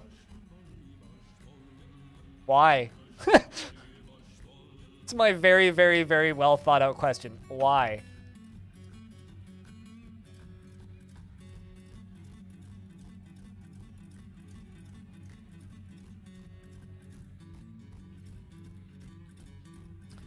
We're gonna dig that out. I guess it's the same reason I wonder why they named, like, coffee Java. It's like, I still wonder why they named Java Java.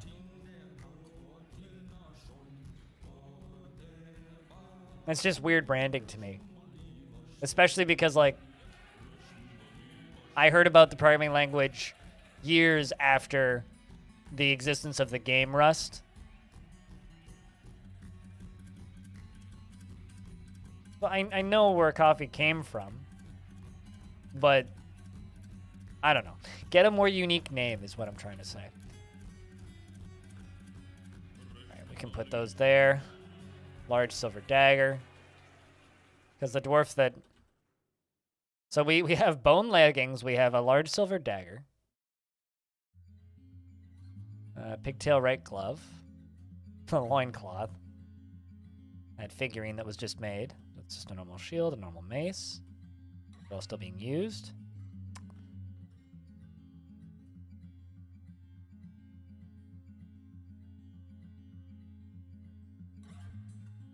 Books we can keep in the book spots. That needs to move.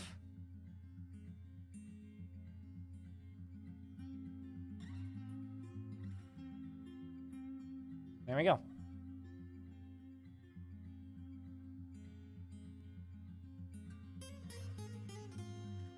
God is dead, and we have killed him, Mia. I mean, still same statement, but also, yeah, you're probably right. You are probably right. Cutest, what up?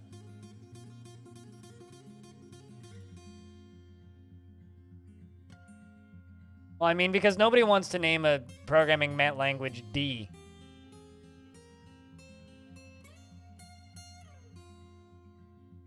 You getting used to your new mod powers? Have you had like a, what's the word I'm looking for here?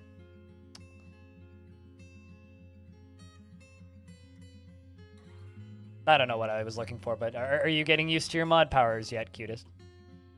Do you think you can be trusted with them?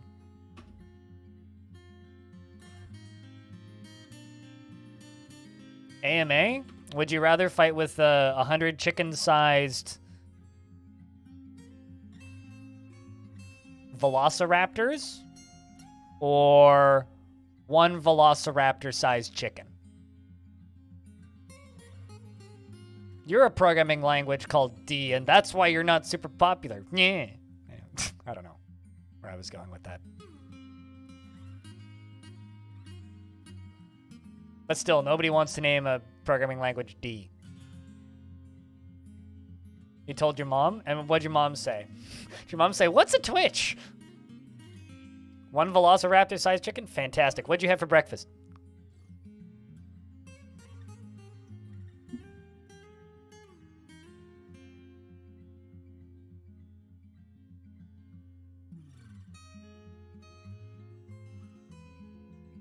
Chicken was a velociraptor size, that would be terrifying predators. I mean, I've seen chickens kill a fucking rat with one shot before. So the fact that they could do that, yeah, I would definitely lose to that. Breakfast burritos? Ooh, delicious. What was in those burritos?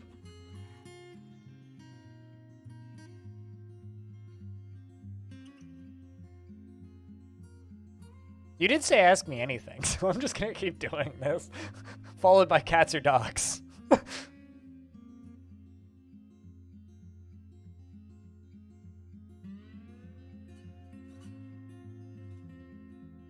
Saying ask me anything on the internet is a dangerous thing. Eggs, bacon, rice, and jalapenos? Ooh.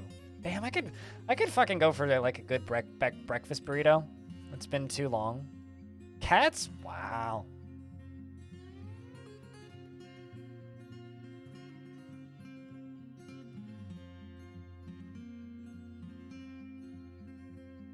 I've owned dogs less than cats in my life. I've spent more years of my life owning cats than dogs, but I don't really think I have a side on that one at this point. I'm making a balcony for my tavern. In fact, actually, I think we're just gonna like mine through this wall to build the roof because it'll just be easier.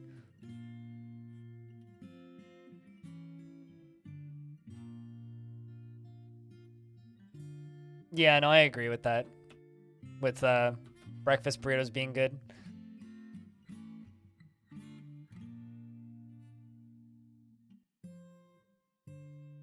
You said you gotta go to TwitchCon with me now? It's okay, I won't ever go to TwitchCon, so that's not much of a threat. Although, like, I don't know. I could see a world where you go to TwitchCon EU. I think that's doable. And then you'd have a pretty high chance of meeting, like, Kiri and Bellinair in FG. I don't know about me. I don't know if I'll ever make it out to TwitchCon EU. Basically, like, the way I see it is, if I blow up a lot with the premium release of Dwarf Fortress and become a financially successful instead of just statistically successful creator on the interwebs, at that point, I think I could probably justify the, like, $4,000 it would cost me to go to TwitchCon EU.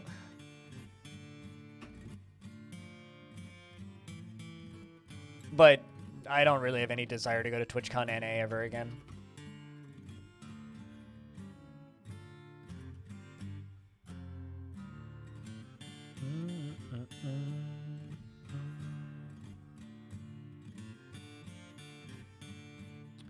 So how far does this go? TwitchCon not enjoyable? TwitchCon is extremely enjoyable. And I don't think I would have this job if I didn't go to TwitchCon.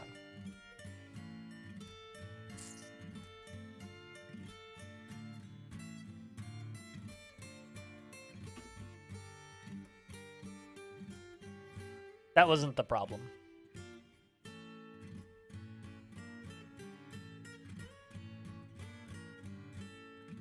So once they're done with those, all the tiles along the top, then I can remove the temporary tiles, which are the two multicolored ones.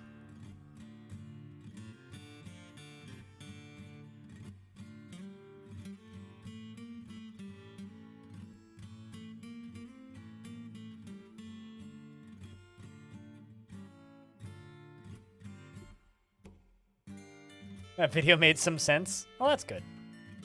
Why, did you watch it for a second time or something? Or what do you mean by did it not before? Well, TwitchCon NA costs me around $1,100 to go to, US, which comes to about 1,600 Canadian for me to go to TwitchCon North America. And that's if I stay in like a 1-star hotel or a cheap Airbnb and room with 1 or 2 people, and take the crappy flight and fly all night and stuff like that. And realistically, I get a lot of benefits out of going to... I got a lot of benefits out of going to previous TwitchCons. I wouldn't go to a TwitchCon in 2022, even if it does happen. I don't know if it will. It might. But I wouldn't go to it just because I personally feel like the world needs another year before we start traveling heavily. Like, go do stuff locally, but I think the world needs another year before, at the very least, I feel comfortable with traveling internationally. And then after that, like, I don't really benefit much anymore from going to TwitchCon. And by benefit, I mean, like, yeah, I get to see people that I like, and probably people that don't like me at all, from the years that I've made content on this website. But what I don't get out of it is I don't get traffic. Like, the reason people go to conventions like that is to talk with developers that are there and network with other streamers. I am about as niche as you can get when it comes to successful streamers on this website. So to me, it's just a massive pit that I could throw money into. And on paper, yeah, it does benefit me to go because it reminds other streamers that I exist still. And there are some companies I could, like, have dinner with or have business meetings with. But, like, the majority of the games I play aren't going to be at TwitchCon. They're going to be at PAX. PAX is still worth going to for me. But TwitchCon, not really. And unfortunately, I'm kind of at a point where I don't get along with rather large portions of the Twitch community now, to the point where it's like there's people that'll be at those events that I really just don't want to see. Due to either working with them in the past and not getting along with them, or various other things like that. And there's enough of that at TwitchCon now that it's like kind of difficult for me to justify going to it. TwitchCon EU, there's like a justification there just because I've never been to Europe. So that would be really neat. I wouldn't mind doing that. But it is still really difficult for me to justify it. And I could also double up going to Europe with, like, visiting some family in Europe, which would be neat. Like, if they continue to do the European TwitchCons in Amsterdam, like, I have family that I've never met before that's, like, an hour's drive out.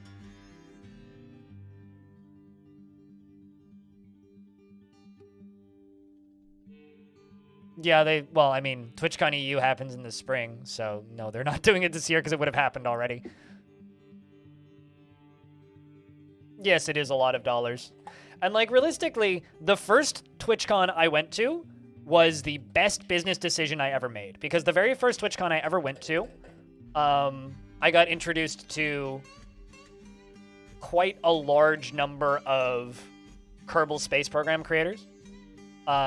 And that group of people then introduced me to a bunch of other people, and I found a niche, and for a while there got a lot of very large raids because of it, which I largely attribute the long-term success of my channel to, which was the first TwitchCon I went to. But that was TwitchCon 2016.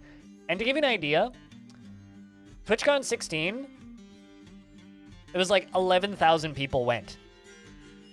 TwitchCon 2017, just over 100,000 people went. 2018, 170,000 people went. And 2019, 250,000 people were in the building, and another 80,000 people were in the city for the event. Not at the event or attending without passes. It's a lot of people. And my relevance in that crowd just gets smaller every year. And Twitch tripled in size. I'm going to put that duck in there. Twitch tripled in size during the pandemic. And frankly, I don't really feel that there's any logical reason for me to go to that. There just really isn't. Apparently we have a goose. What? All right. So, like, the first year that I went, I could just walk up to, like, Lethal Frag and have a conversation with him casually. Right? Like, it's kind of funny, and this sounds really shitty. But there was a discussion that I saw some people having on the partner forum, or on the partner Discord for Twitch a little while ago, which admittedly is kind of silly. But the conversation that I saw people having was basically just, what if... I like that those ducks went in there just to lay eggs. They were like, what if there was a TwitchCon that started a few days early that was just for Twitch partners? I would go to that and skip the regular TwitchCon. I would consider going to that, because that would actually be useful for me. But now it's just a fan meetup event, and I can have a better fan meetup event at PAX. And if people want to go to an event to meet me, you're better off going to PAX, because there's actually shit for you to do at PAX. At TwitchCon, there really isn't much, unless like you're friends with a lot of streamers and watch a lot of streamers. You and have a group of people to hang out with, there's literally nothing for you to do at TwitchCon. Like, TwitchCon is a terrible convention to just go to as a normal person. Whereas, like, PAX, if you go to PAX, you can spend a whole day, like, just playing games in one section of the halls. Like, if you go to PAX West, you can play games for 3 days straight and then do 1 day of meetups with friends and have tons and miss stuff. TwitchCon's not like that. Why is Lethal Frag so big? Lethal Frag was... Well, first off, he's an OG. He just started really early, but he was the first person to do a 365 stream day challenge. And so he coined that whole thing. He streamed 365 days in a row, and by the end of it, people were... Like, fucking Kotaku wrote articles about him, because nobody did that back then. So it was kind of a big deal when he did it. And... You don't like your quarters, Mayor. This is your quarters, right?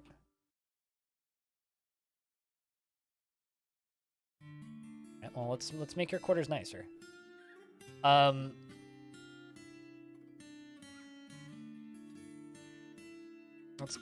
not give you a bag. Give you 4 chests.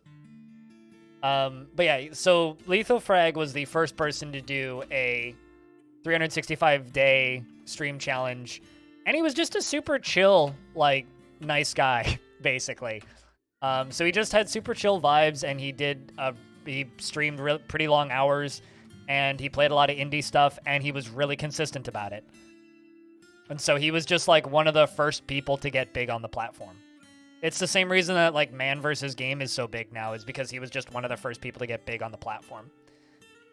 Ironically, when those guys were like starting was when I wanted to start streaming originally, but we didn't have the internet and my parents wouldn't upgrade the internet, so I had to move out to get better internet to be able to do this. But like, one of my biggest regrets of my streaming career is, man, I wish that I started streaming earlier. I really, really, really wish that I started streaming like 10 years earlier. It feels like, not 10 years. I really wish I started streaming like 4 or 5 years earlier.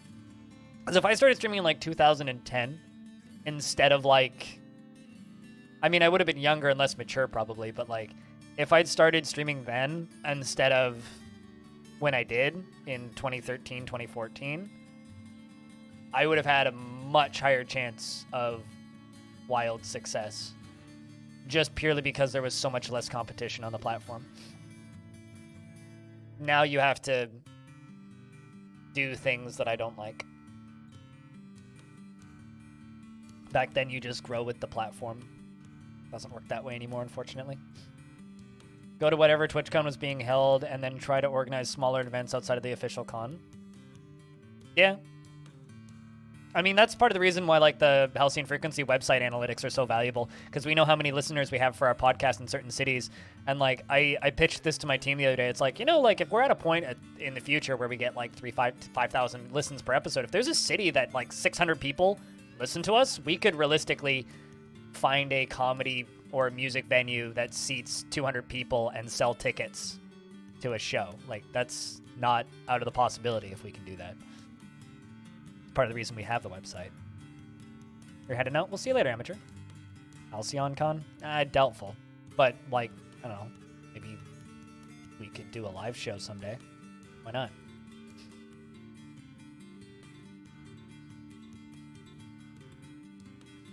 I mean, like, if it was in an area where you could be there, why not?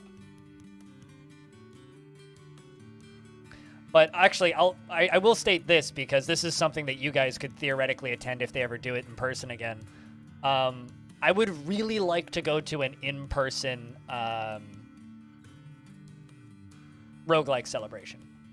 I would really, really, really, really, really, really like to go to an in-person roguelike celebration. I know that they do the virtual thing now.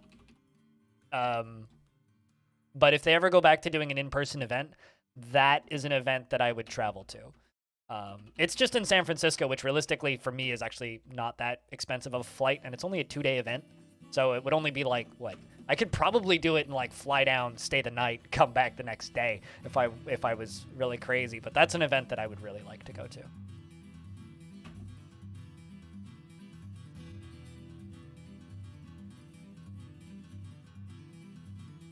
You have Streamfest, which is a Russian TwitchCon in a way. That's fun. Do you watch many Russian streamers, or any Russian streamers for that matter?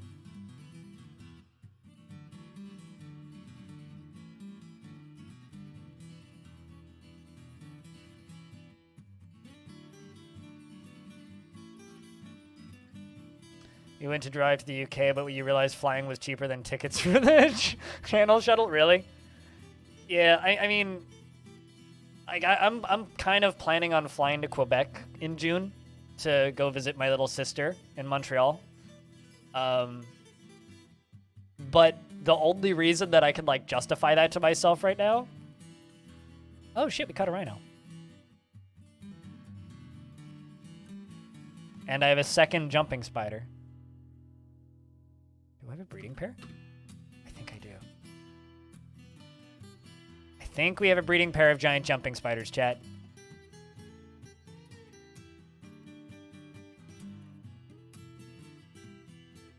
I do. I do.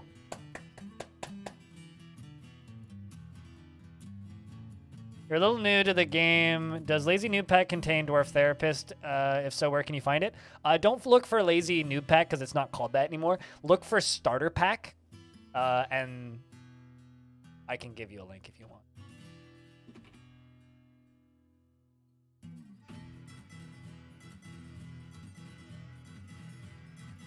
Just double checking that this is the updated one. Yeah. I wouldn't recommend using that. Because I think it's better to learn the game vanilla initially, because you'll learn the game mechanically better. But So if you're interested in trying to learn the game in a vanilla fashion at all,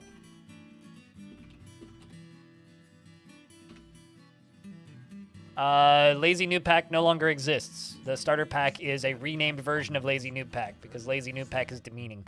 That's a YouTube video that'll give you a crash course on how to play without starter pack, which is a better way to learn the game in my opinion. And if you need any help, shout at chat. We can help.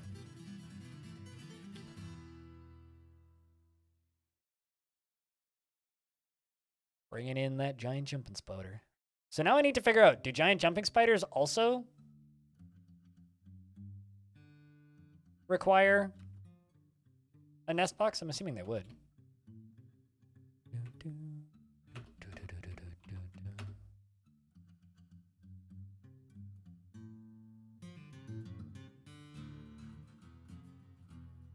Didn't watch a lot of local streams recently.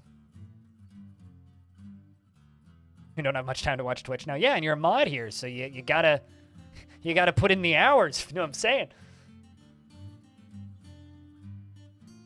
But yeah, no, I know what you mean. Also, I was gonna ask you, what is the name of the musical group that you posted on Discord, and how can I find their other music?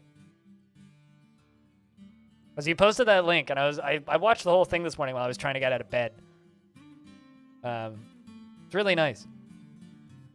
But searching for Russian music in Canada is very, very difficult. They make it real not easy to find. All right. Giant jumping spoder.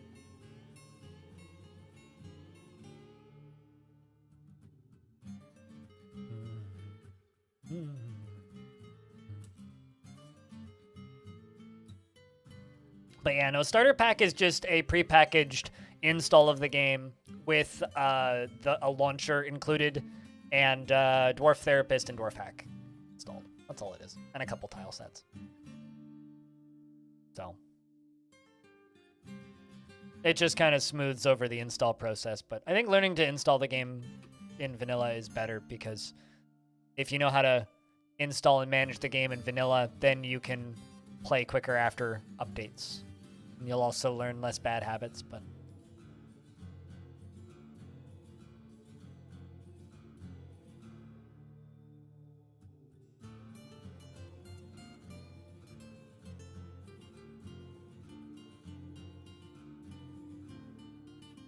that we're gonna have to ask chat for. Chat, how does starter pack work on Mac?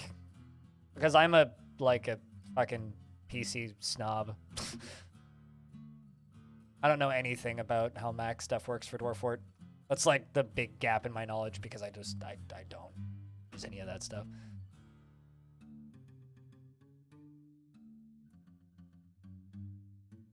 It's in 6 days. Just be safe. You know? I would go. To Wooden Whales. Can find a Bandcamp link? If you could give me a Bandcamp link, that would be rad. Okay, so this one is not tame at all. Which is why it's on the...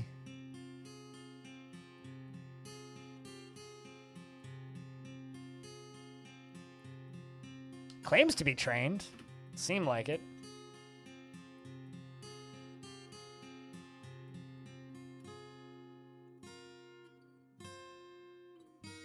Oh, they've recaged it. Why would... I literally just signed you to... Dude.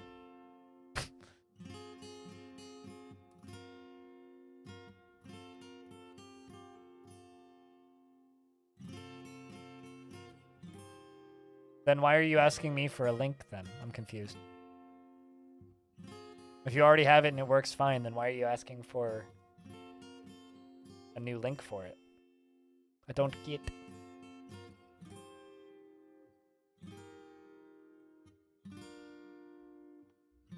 Then you don't have a complete version of the starter pack if it doesn't have that. What? I don't know. I don't use Therapist. I think Therapist is a waste of everybody's time, but...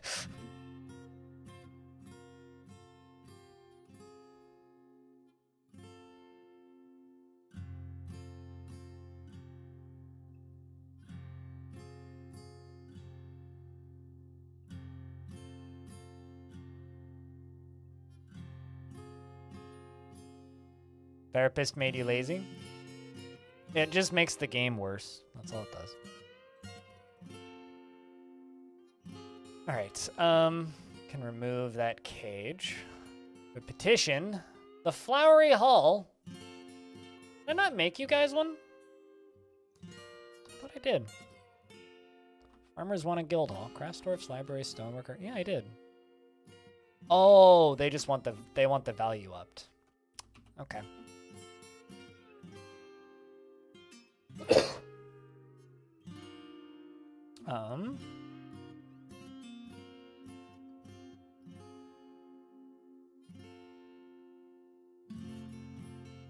Rosy Hawk.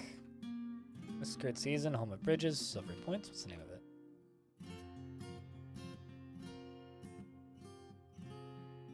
Rosy Hawk. Just this one.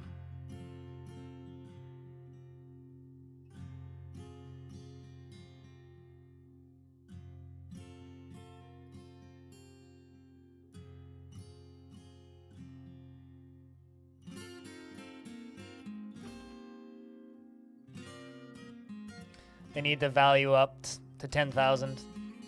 We're filling it up with different things, which will increase the value of that room.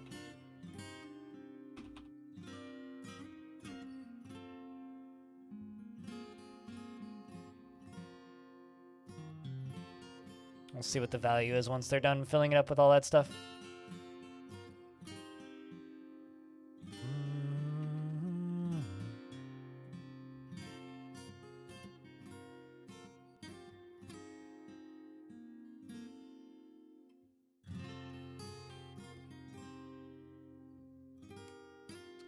Make us some nice engravings, Dwarf.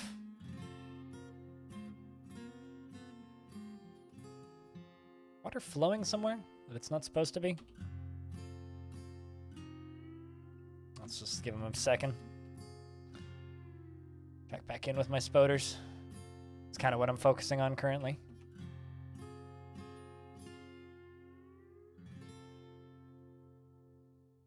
Where'd the second one go?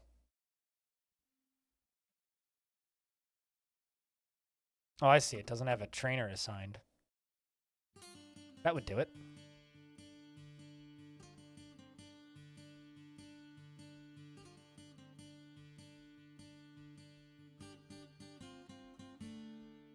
Posted links in Music Talk. Cheers. Trying to tame it again.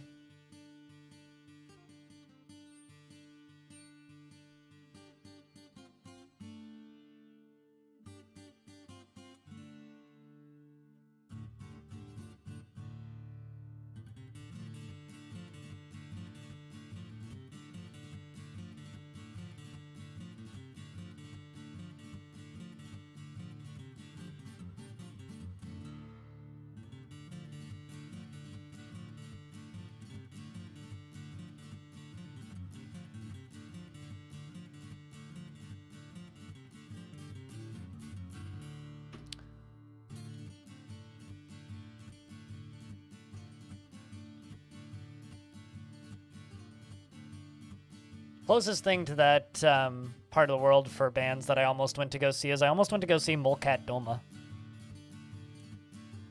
But the show got canceled, so I didn't go. Those guys. But they're from Belarus. It's just kind of hard to, like, figure out how to find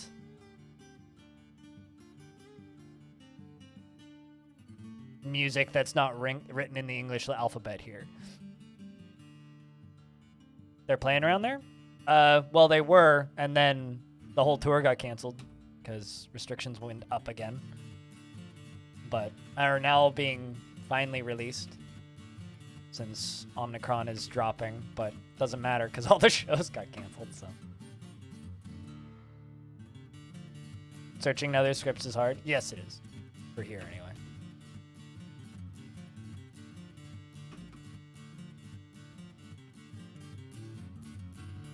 Even when, like, you translate things, it's, like, still hard to find things.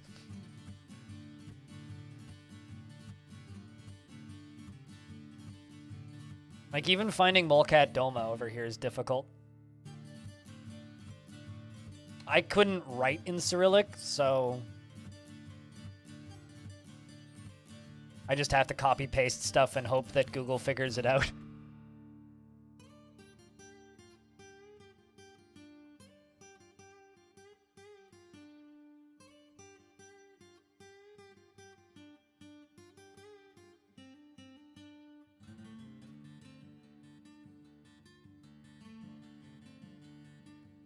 I'm saying it as well as I can, sir. I listened to a audio recording of somebody saying it, and it was as close as I can get it. So if you want me to just rip my tongue out and not say it, I'll do that. Or you can keep correcting me. That's your choice.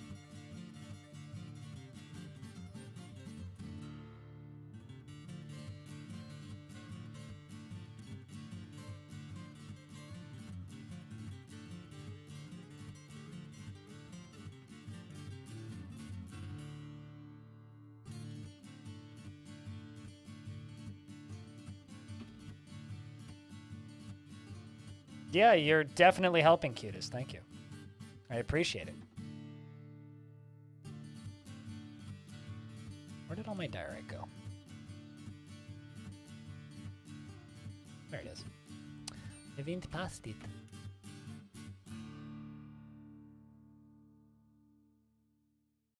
What am I making? Fancy patio for my tavern. This is my tavern. This is a patio. Got a, I guess, a 4Z level roof.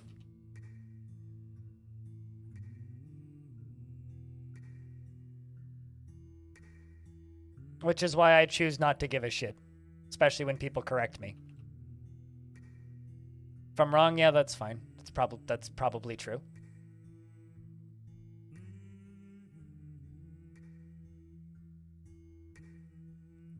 If I wanted corrections, I would ask for them. There we go. This is why Cooler calls me a stupid Canadian. It's true. We should be able to build that. Tires.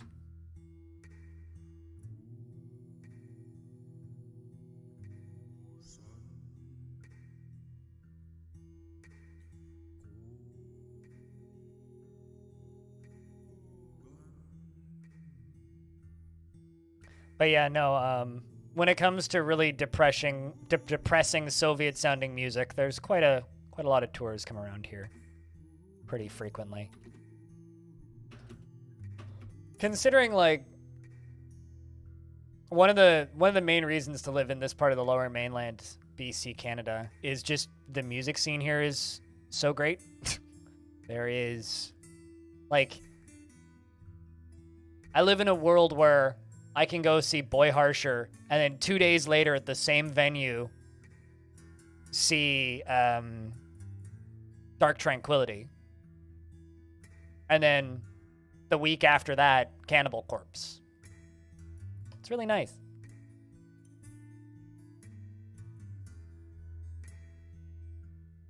I don't give a fuck is honestly an entirely valid position on things that don't matter. Well, I know from many, many years of my brain being stupid that I'm incapable of pronouncing things that are written in my chat phonetically. Like, I am incapable of pronouncing words that are, like, when chat, or anybody for that matter, a teacher, a parent, anybody writes a thing out phonetically, I am incapable of pronouncing it correctly. I swear I must have some form of learning disability on that subject, because it is completely, totally, and utterly impossible for me to do it. I've tried for years. I almost failed English because of it at one point in my life, because I'm incapable of it. However, if you pronounce it to me once, I can say it. But I need to hear somebody verbally state what the thing is in order for me to be able to say it. So I gave up a long time ago when it comes to pronouncing things correctly. And to this day, there are certain things that I intentionally pronounce incorrectly because I think it's funny. But that's just because I'm a bad person.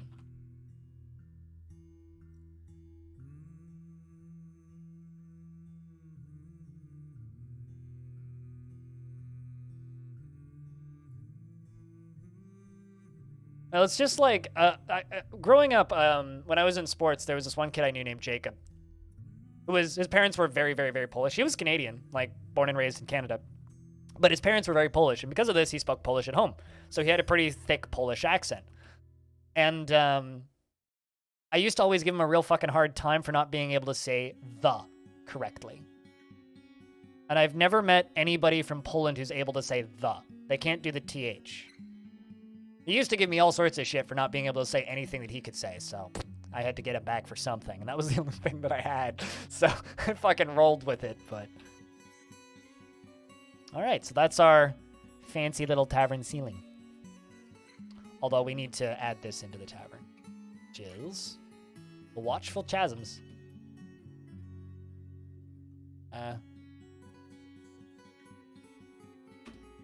No, actually, I don't want you rectangle. I want you to flow, because I didn't reset that. Why is this not working?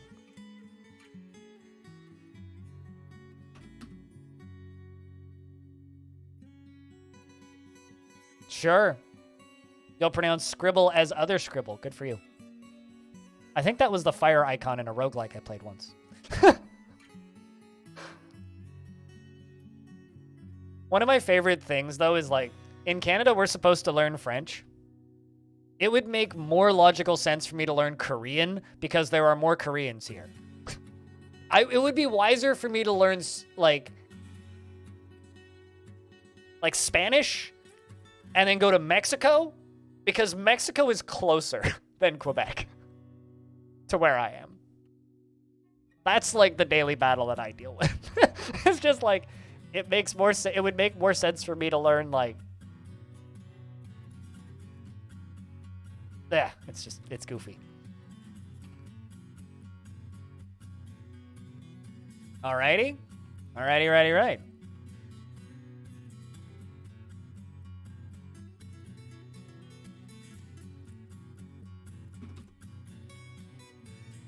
But yeah, no, I fully embrace the I am a stupid, ignorant Canadian who doesn't know how to pronounce shit and deal with it.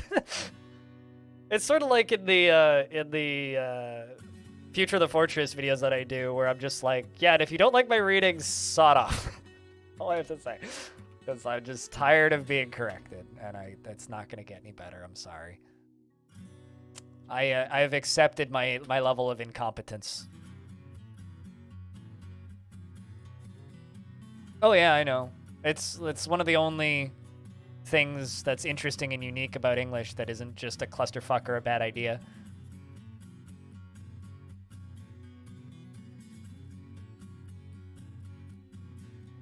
The th. I think maybe it was before you got, but I don't know if I described the as buzzing. Who describes the as buzzing? Like the? That's a weird thing to say.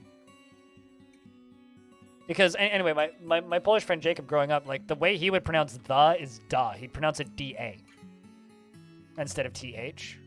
He was incapable of saying th the. He had to say da, which I always found very interesting. Trying to think what the other one is.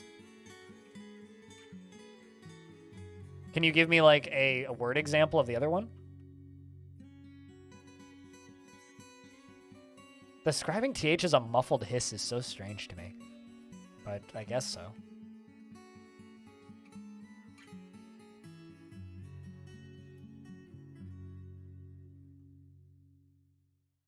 Is tiny little baby backwards 3? Okay. See, I read that as cubed, but you got to raise it up slightly. Actually, no, it's not a backwards 3. I'm an idiot. I think I've seen that used as to like write mathematical equations. All right, how are we doing on bars? 20 Adamantine Wafers. Let's make Ada shield. Or I could just make short swords.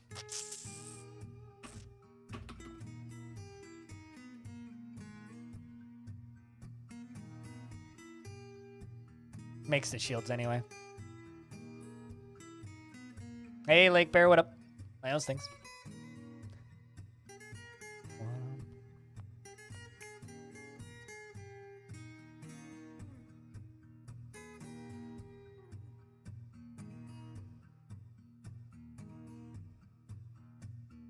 Therapist? Sounds like a buzzing? It doesn't sound like a buzzing. As someone with mild tinnitus, I hear buzzing all the time. Therapist does not sound like a D, nor does it sound like buzzing.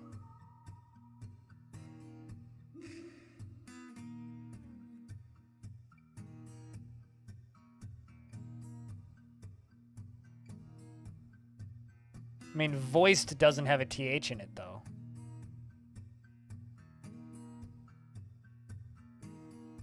So the voice, buzzing is voiced to you like the TH in the. Yeah, I have no idea what you're talking about. There is no buzzing, though. That's the part that I don't understand. Although? No buzzing in although. Still just a TH.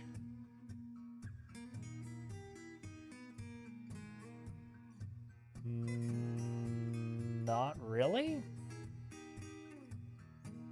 I guess I'm like not understanding what you're trying to verbally communicate to me because none of these things are real to me. None of this makes sense at all.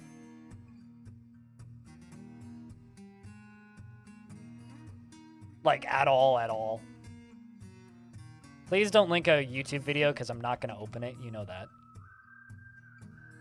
I mean, you can link it, but I'm not going to open it.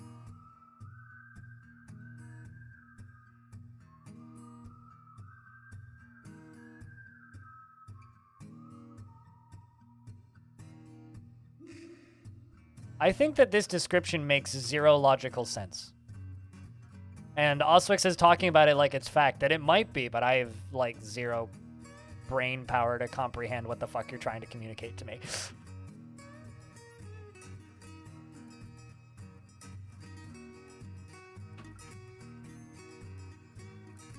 There is no vibration in my throat when I say TH or V. Maybe when I sing. Sure. But as somebody who knows nothing about this, this makes no sense, so they need better terms. Congratulations, you've successfully made me feel like a complete idiot.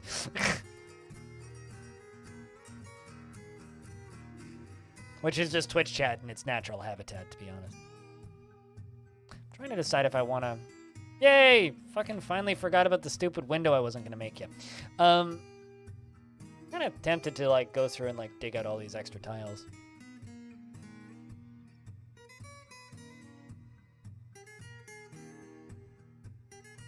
Do you, Merc? I don't even know you. At least buy me a drink first. We have musical instruments stored in the tavern. Yay! Speaking of, we need more goblets. Let's say 50 goblets are stored here. Musical instruments, we're going to store 20. I don't know how many we actually have. Seems like the dwarves know how to use them, too, because I keep pulling them out. I need to watch a little bit closer and see what they use them for. I don't. I think you guys are all crazy, but that's fine. Last second.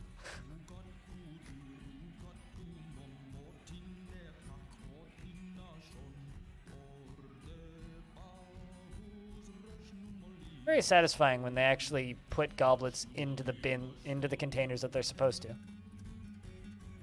It's very rare that that system actually works properly. See, that I understand. Describing TH as a lisp, that I understand. That makes perfect sense to me, actually. But describing it as buzzing is just, like, bafflingly perplexing. It's like, I don't know how you talk, but if you're talking with buzzing, you should stop. Get the bees out of your throat, Christ. Stop trying to swallow wasps. I think I found your problem. What is that blue stuff? Vomit? Vomit. Lovely. Somebody chugged a drink and then immediately puked. Good on you. You're two different sounds. Oswix, Os and Wix. Sheesh.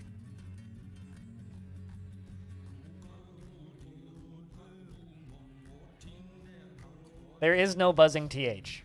I vehemently disagree with you. I'm probably wrong, but this is the hill I choose to die on.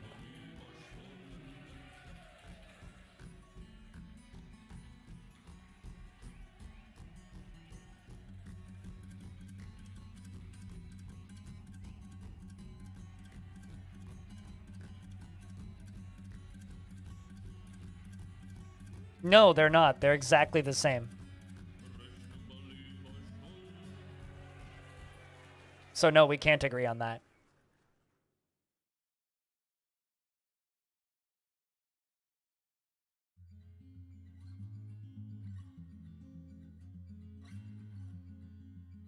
They're exactly the same. You're crazy.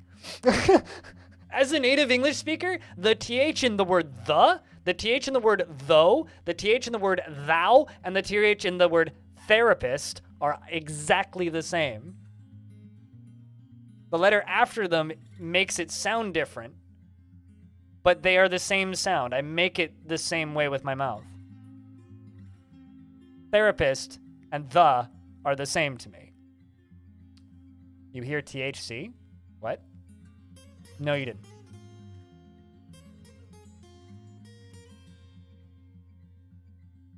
Well, maybe you should pull whatever's in your throat out of your throat because your throat is broken.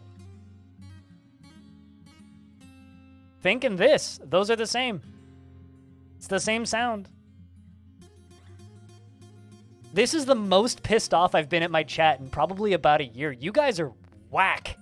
Fix your fucking brains. The hell is wrong with you guys? The actual hell.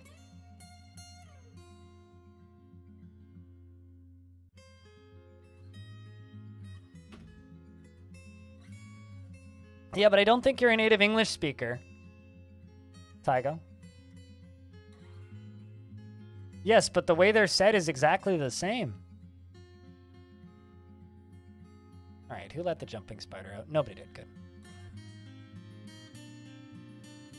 In fact, I don't think Oswix is a native English speaker as well.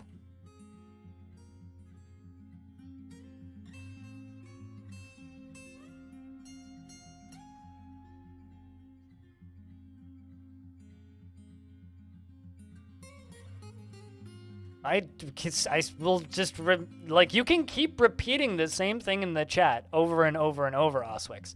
I'm going to keep saying, I don't agree.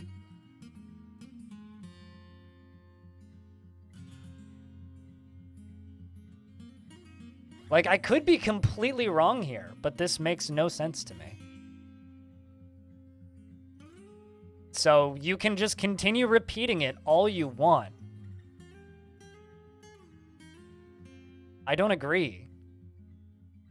Maybe people with a different accent have to be taught to speak differently without their accent. That I would agree with. But for me, my brain can't process the differences that you're trying to explain to me.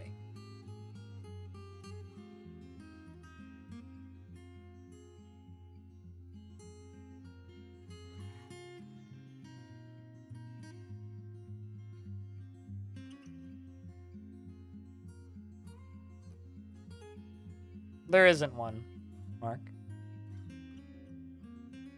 I have no desire to bring you into voice chat with me whatsoever, Oswix. I do not agree. You're not an empath.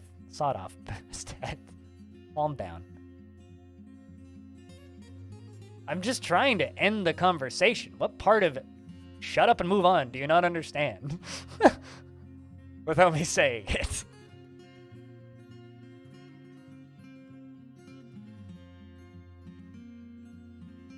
Y'all are crazy.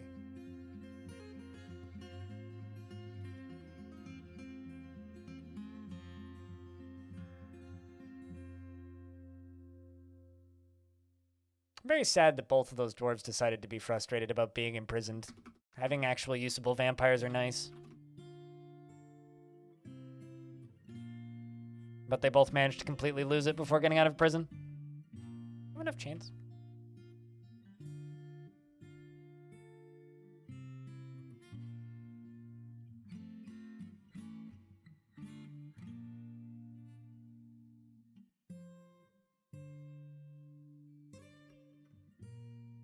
Like I said, it doesn't matter, and I'm trying to change the subject, Mark.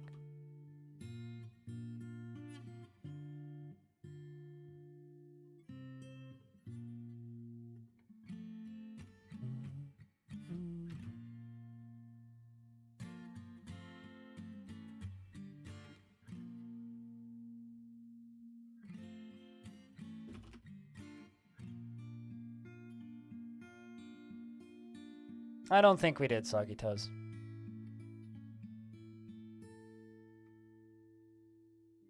Hey, got more doors.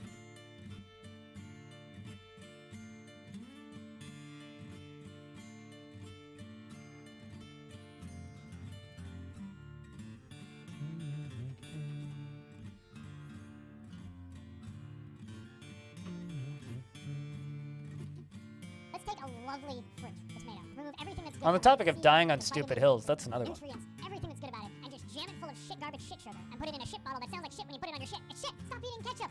It's true. You should stop eating ketchup. It's disgusting. All right. Well, we get to actually build our prisons on the other side. See you in 10 minutes. Okay, maybe not 10 minutes. That's a little intense.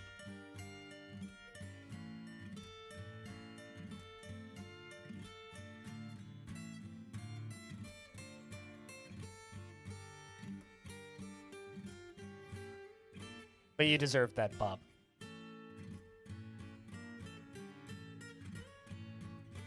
Doesn't matter what he said.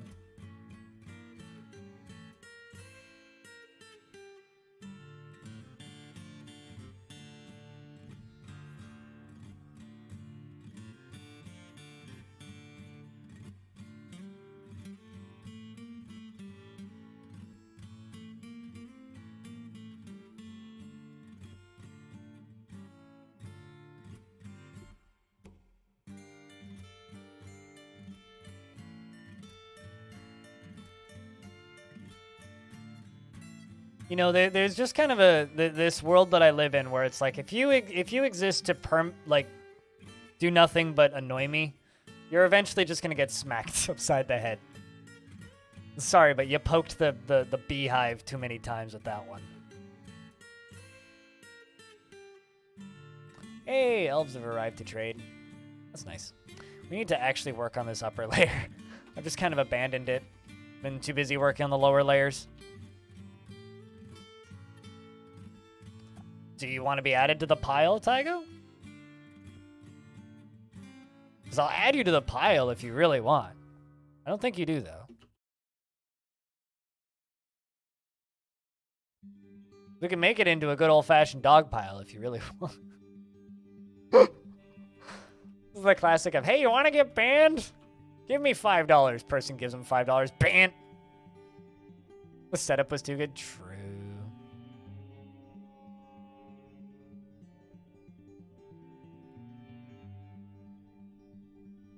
I've definitely, timed people out for life. I've mellowed out so much, though. Am I really out of prepared meals? It's a little whack.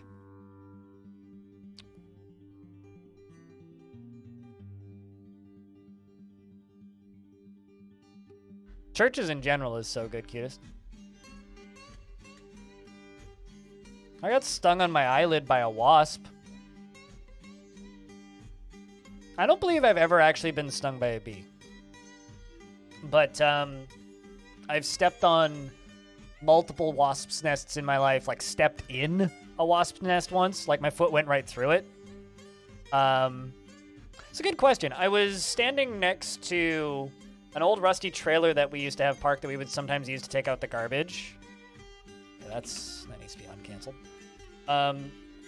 And I want to say I was turning 10 or something, because I remember that same day or around that same time somebody asked me how old I was and going, bah! So I must have been 10.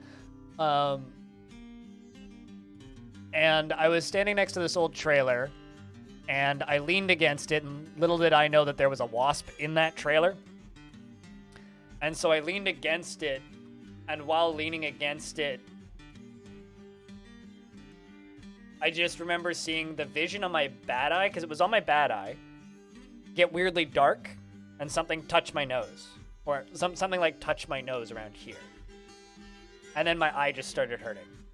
And I just went like this, because I can't see out of this eye, right? And I just smacked my eye like this, and there was a smashed wasp in my hand. And I just remember sprinting over to my mom, screaming, and I got stung on my wrist from when I killed it. Once right on my temple while I was killing it, and once on my eyelid. Because wasps can just like sting you repeatedly. Because I didn't see it. And I want to say that I had because at the time I had like a cassette player Walkman that I had. Probably had music playing or something. So I definitely didn't hear it. I was just leaning against that, like, what's it called? Trailer. Rusty old red trailer. And the wasp's nest must have just been in the trailer. And it just stung me. There's really nothing else to say outside of that. It just stung me.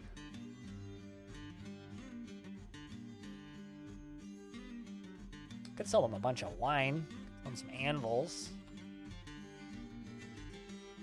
Sell them the small cut gems.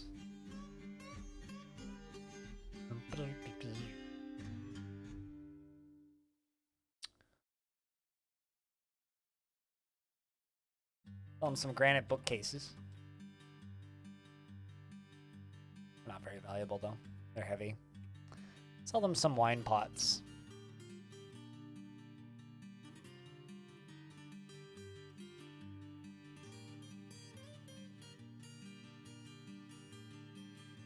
I mean, I've been stung in other places that are maybe weirder, but like I got stung on the bottom of my foot when I stepped on a wasp's nest. I don't think it's that ridiculous.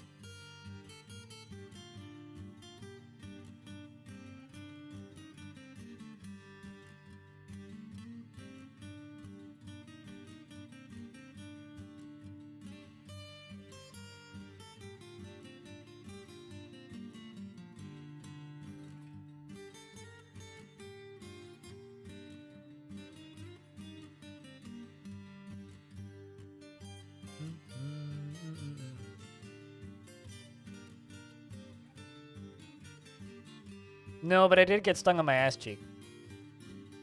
I've never been stung by a wasp in or around my dick.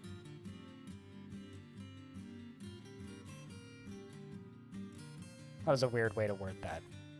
Never been stung by a wasp on my dick. Did I have glasses back then? Yes, but I never wore them. Because I was a little kid who didn't want to, like, admit that I had shitty eyes.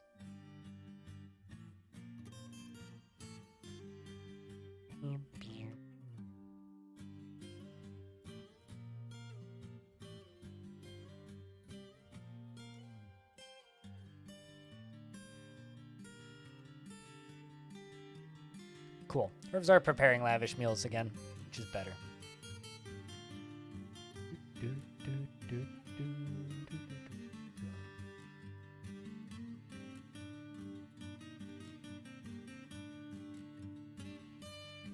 You're not a military dwarf, are you, Mothcat? Bounty Cobalt? No, you're not. Alright. You're just drinking. Instead of, you know, doing what I need you to do.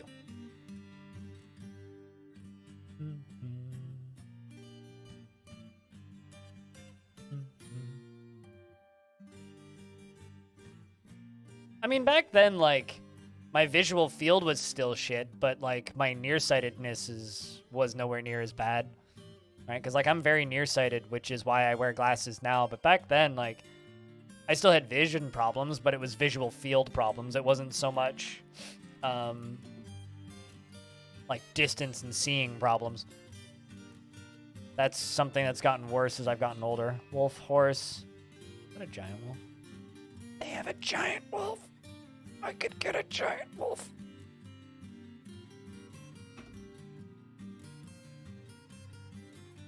Unfortunately, they don't have a breeding pair of giant wolves. Just a wolf. and I don't have enough value to trade for the giant wolf right now.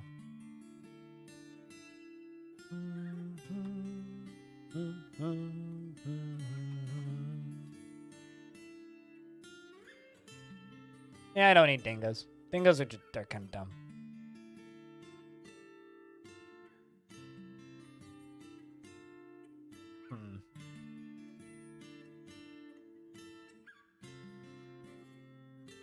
I'll sell him some copper shields. I got a lot of copper shields that I'm not using.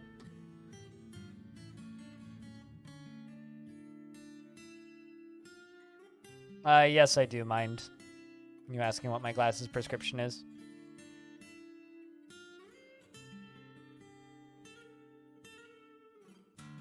I'll just say TLDR, I'm very nearsighted.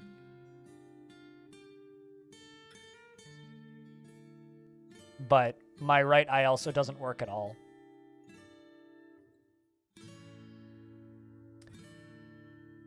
The Palisade of Princes is sought by Zugpus Poison Healing, and I aim to return it home. My epic journey began a month ago. That's not very epic, dude. I've searched nearly the whole world over. This must be a small world. And I can only rest when I've brought the prize safely to an unknown building in Sturdhelp. Play your role in this noble quest and become legendary. Aha. They're meeting with my axe dwarf, who's wielding that item. Give up this childish errand. We do not part with our treasures lightly. What's interesting... Oh, okay. It wore off. But we used to have a plot to steal that artifact, I think. This dwarf was the one asking. Where'd you come from, Axe Dwarf? Do you have any, goat bone? Sheep hoof?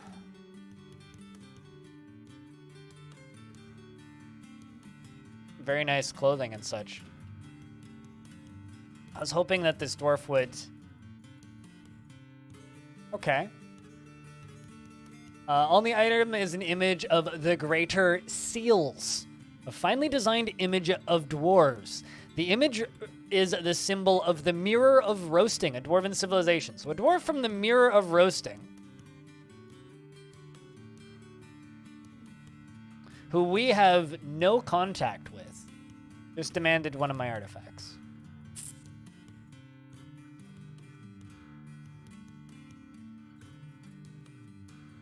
Well, it's all good, Renfield. You gotta go to bed. You have a good night, Q's. Sleep well.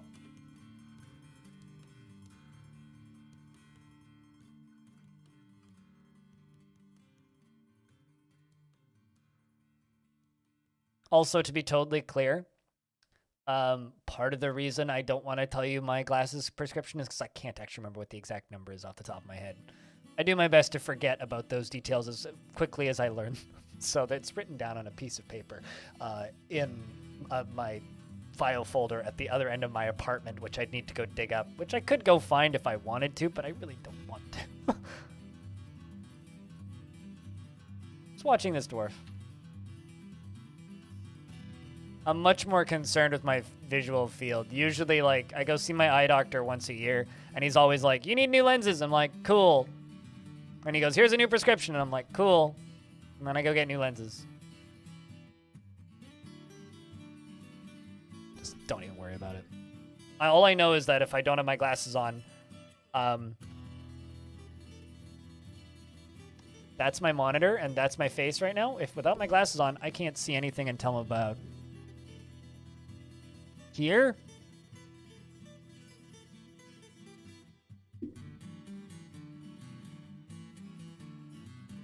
No. Just for reference.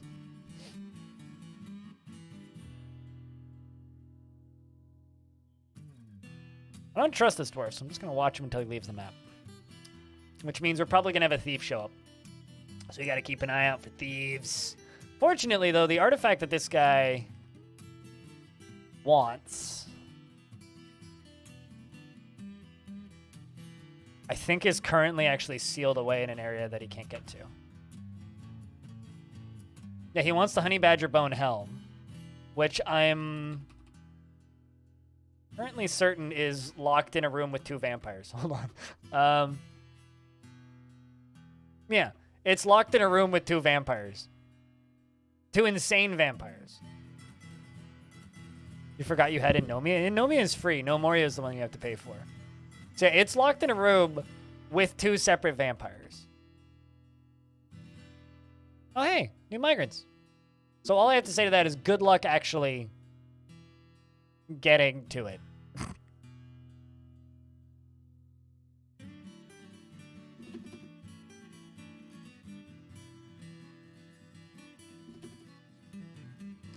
Almost. You're a peasant. I mean, I forget that Innomia exists pretty frequently, so I feel you on that. What's with all these dwarves liking giant octopus leather? Have they been reading too much hentai? Misbehaving twits. Time to put all these dwarves in horny jail.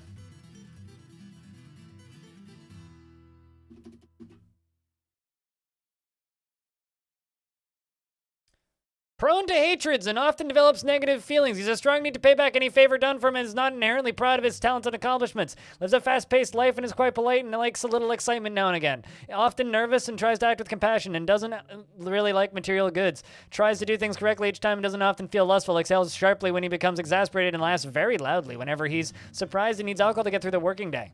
Sounds like a military dwarf. But I've got no space in any of my squads, so time to make another squad.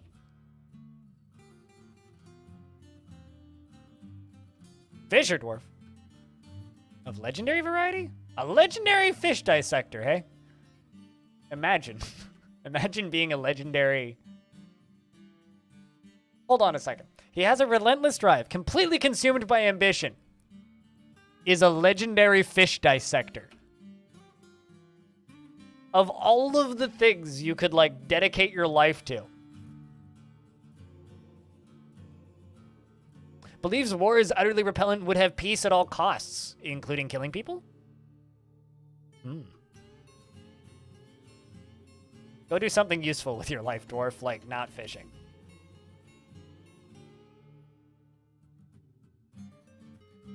He dissected the giant octopus? He must have, yeah.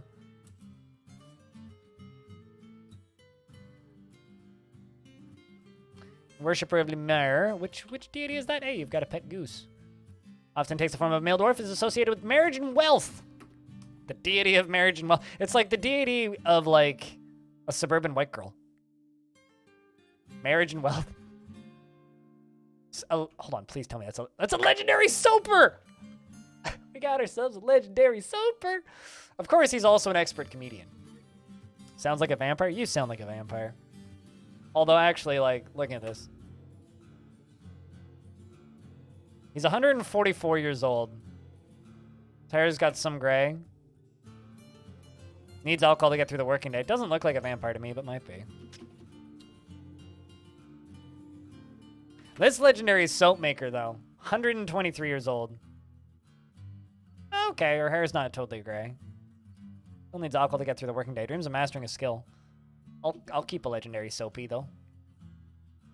Are you a siege engineer as well? Because if you are, that's useful.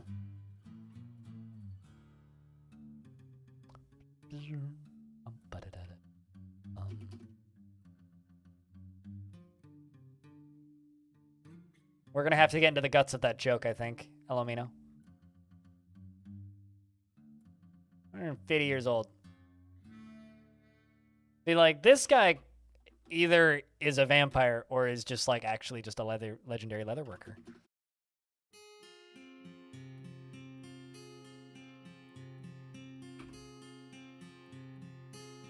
Likes to brawl. You can join the military.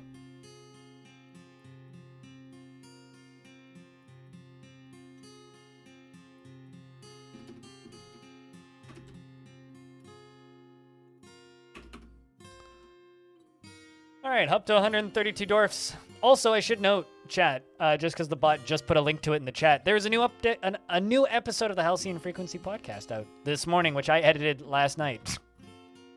So, you want to help the stream out indirectly, give that podcast a look. Oh, probably. Well, I mean, these dwarves are already moving pretty far just to get to my house. Like, just to get to the fort. They've already moved pretty far. Oh, come on. Twain the other giant jumping spider. Twain it.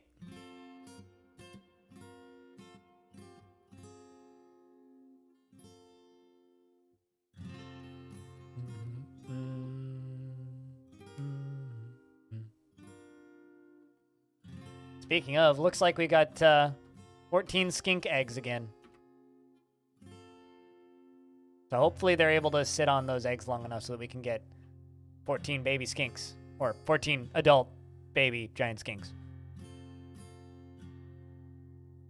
What's the topic of this podcast? Video games? Video game news? The things that streamers generally talk about?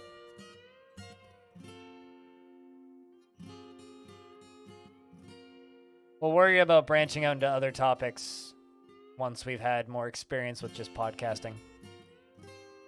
Turns out some of the people in the team are not particularly experienced with podcasts to begin with, let alone podcasting.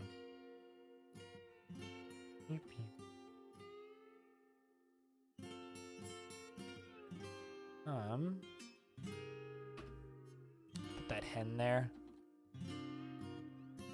Also that goose. There you are. And you.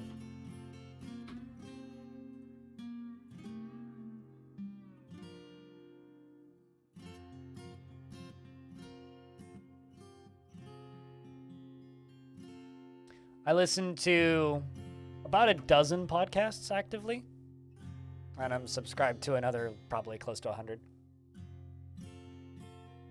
that just aren't actively ongoing currently.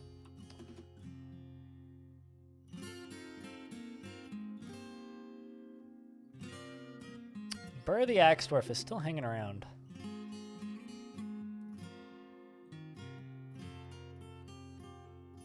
How's it been? No complaints.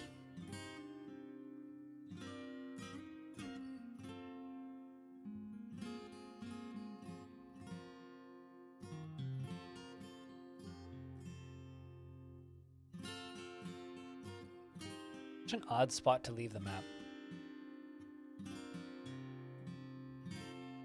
No idea. Oh, that's fixed. I'm really happy with this new tavern. I'm sorry, why is that dangerous terrain? No, because it's not dangerous terrain.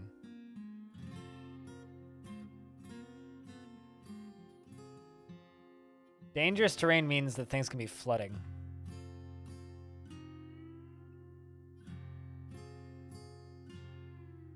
Well, fortunately, if anybody gets thrown out of that window...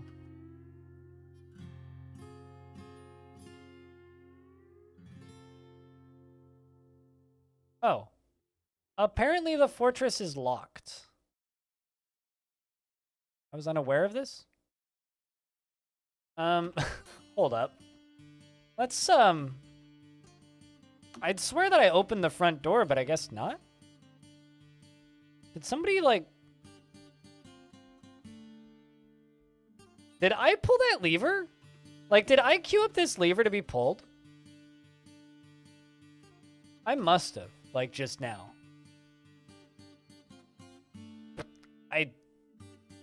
Weird, like, absent-minded muscle memory going off before brain do, I think. Whoops. Hope I didn't accidentally pancake anybody with it.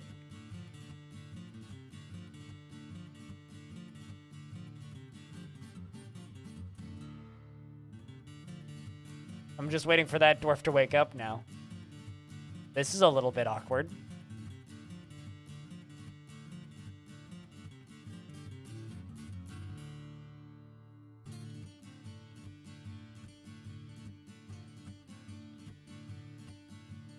Dwarf, do you want to wake up so I can not smash you to death with a bridge? I mean, if you want to be smashed to death with a bridge, that's fine, but... There you go.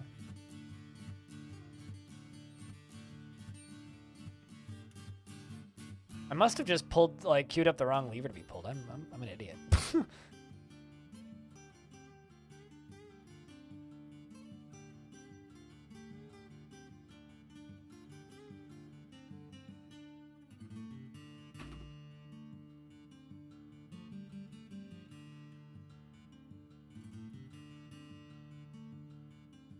All right, well. Bizarre. All right. This is fine. I'm just not sure how I managed that. Guess I'm, like, less awake than I thought I was.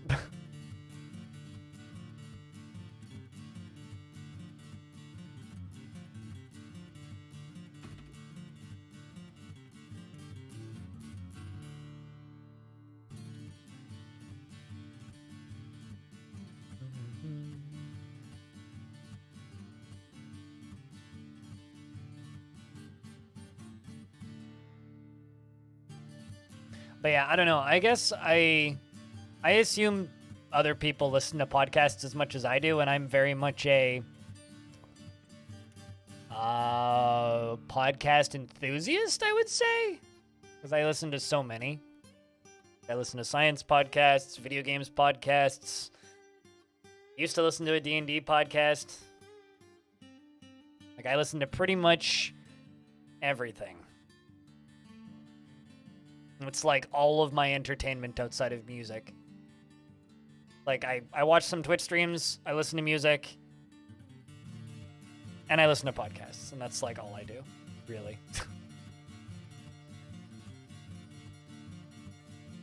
That's kind of all I do.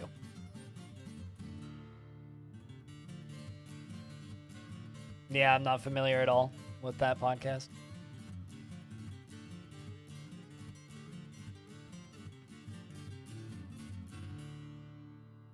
Reddit readings are your alternative for podcasts? Fair enough. What, like creepypasta readings?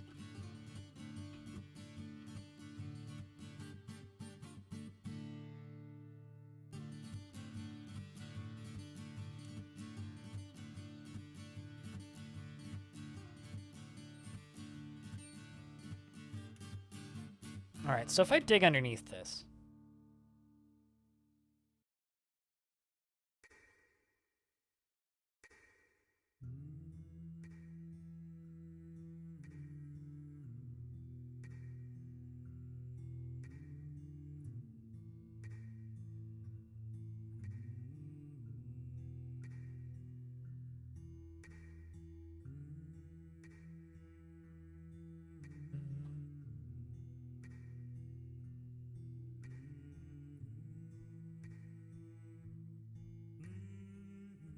trying to figure out how I could do this safely.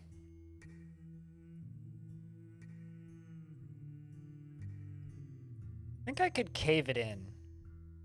Because constructed blocks knock out... Yeah. An idea. I want to get those bodies out of there.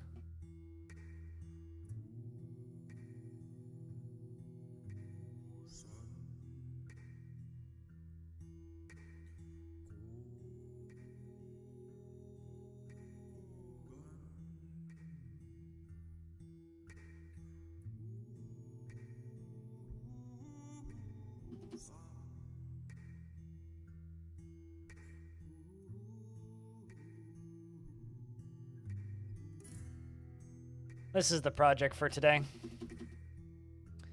Is let's reroute this river so that I can build on it.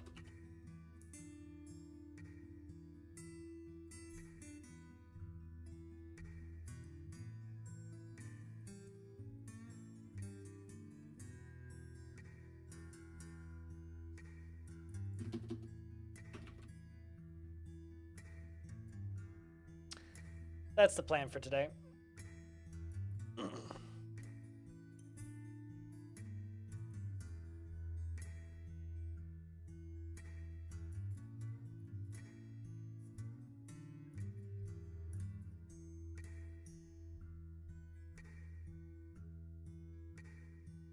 You're gonna go store that item in stockpile, which is fine.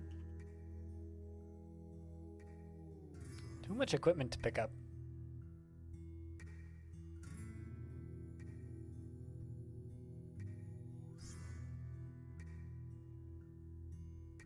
So much random stuff to put away. Should have done those at a higher priority.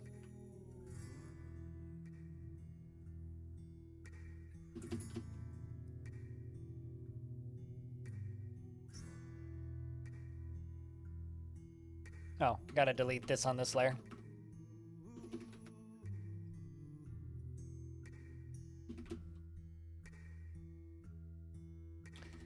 And then you...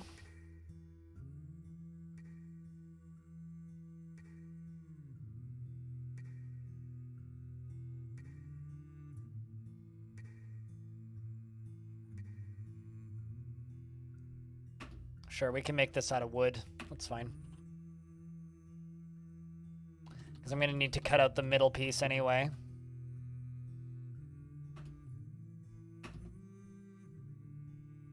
And fill it up with... can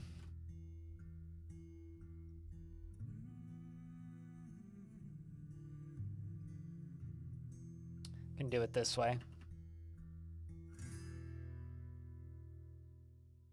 Can do this with supports and a cave-in, I think.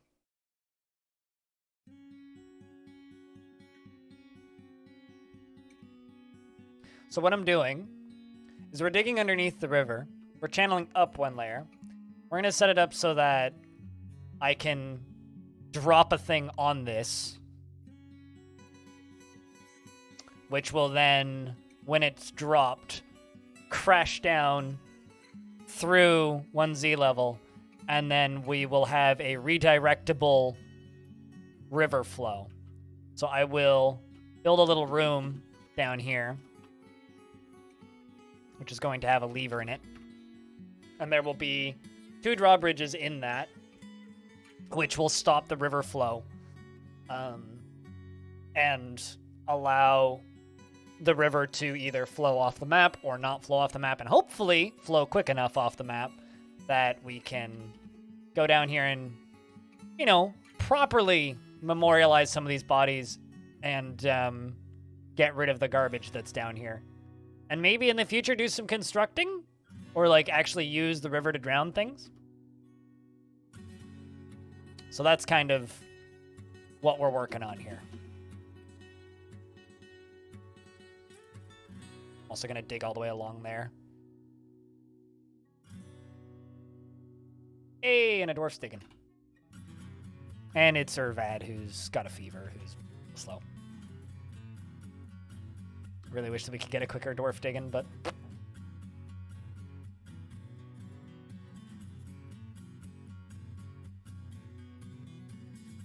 This was also something a few people asked me if I could do in this fort. You know what? Why not? Let's cause a water shortage, shall we? Come on, Irvad. You can do it.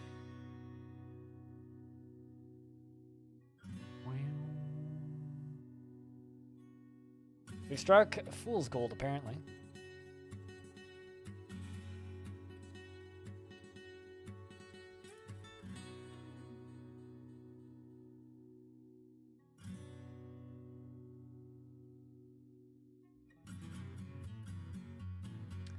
So now the other question is, are they going to collide with a cavern layer? Which is definitely possible, actually.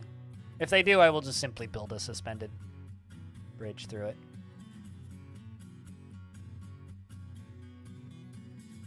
I'm also just kind of curious about what they find.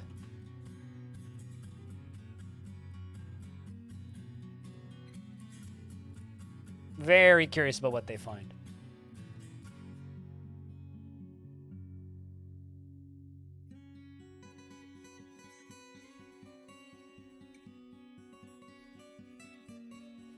I wonder if this would go faster if I stretched it, made it wider.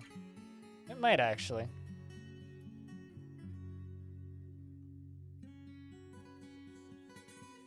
I don't know if I want to do that. We'll just let it be the way it is. I think we'll just let it be the way it be.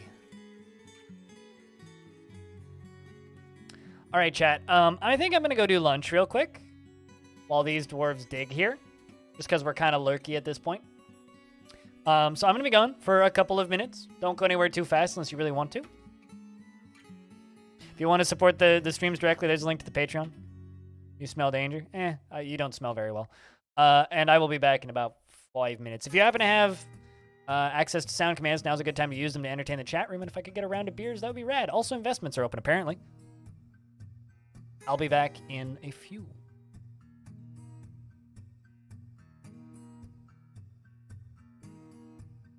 Sandwich!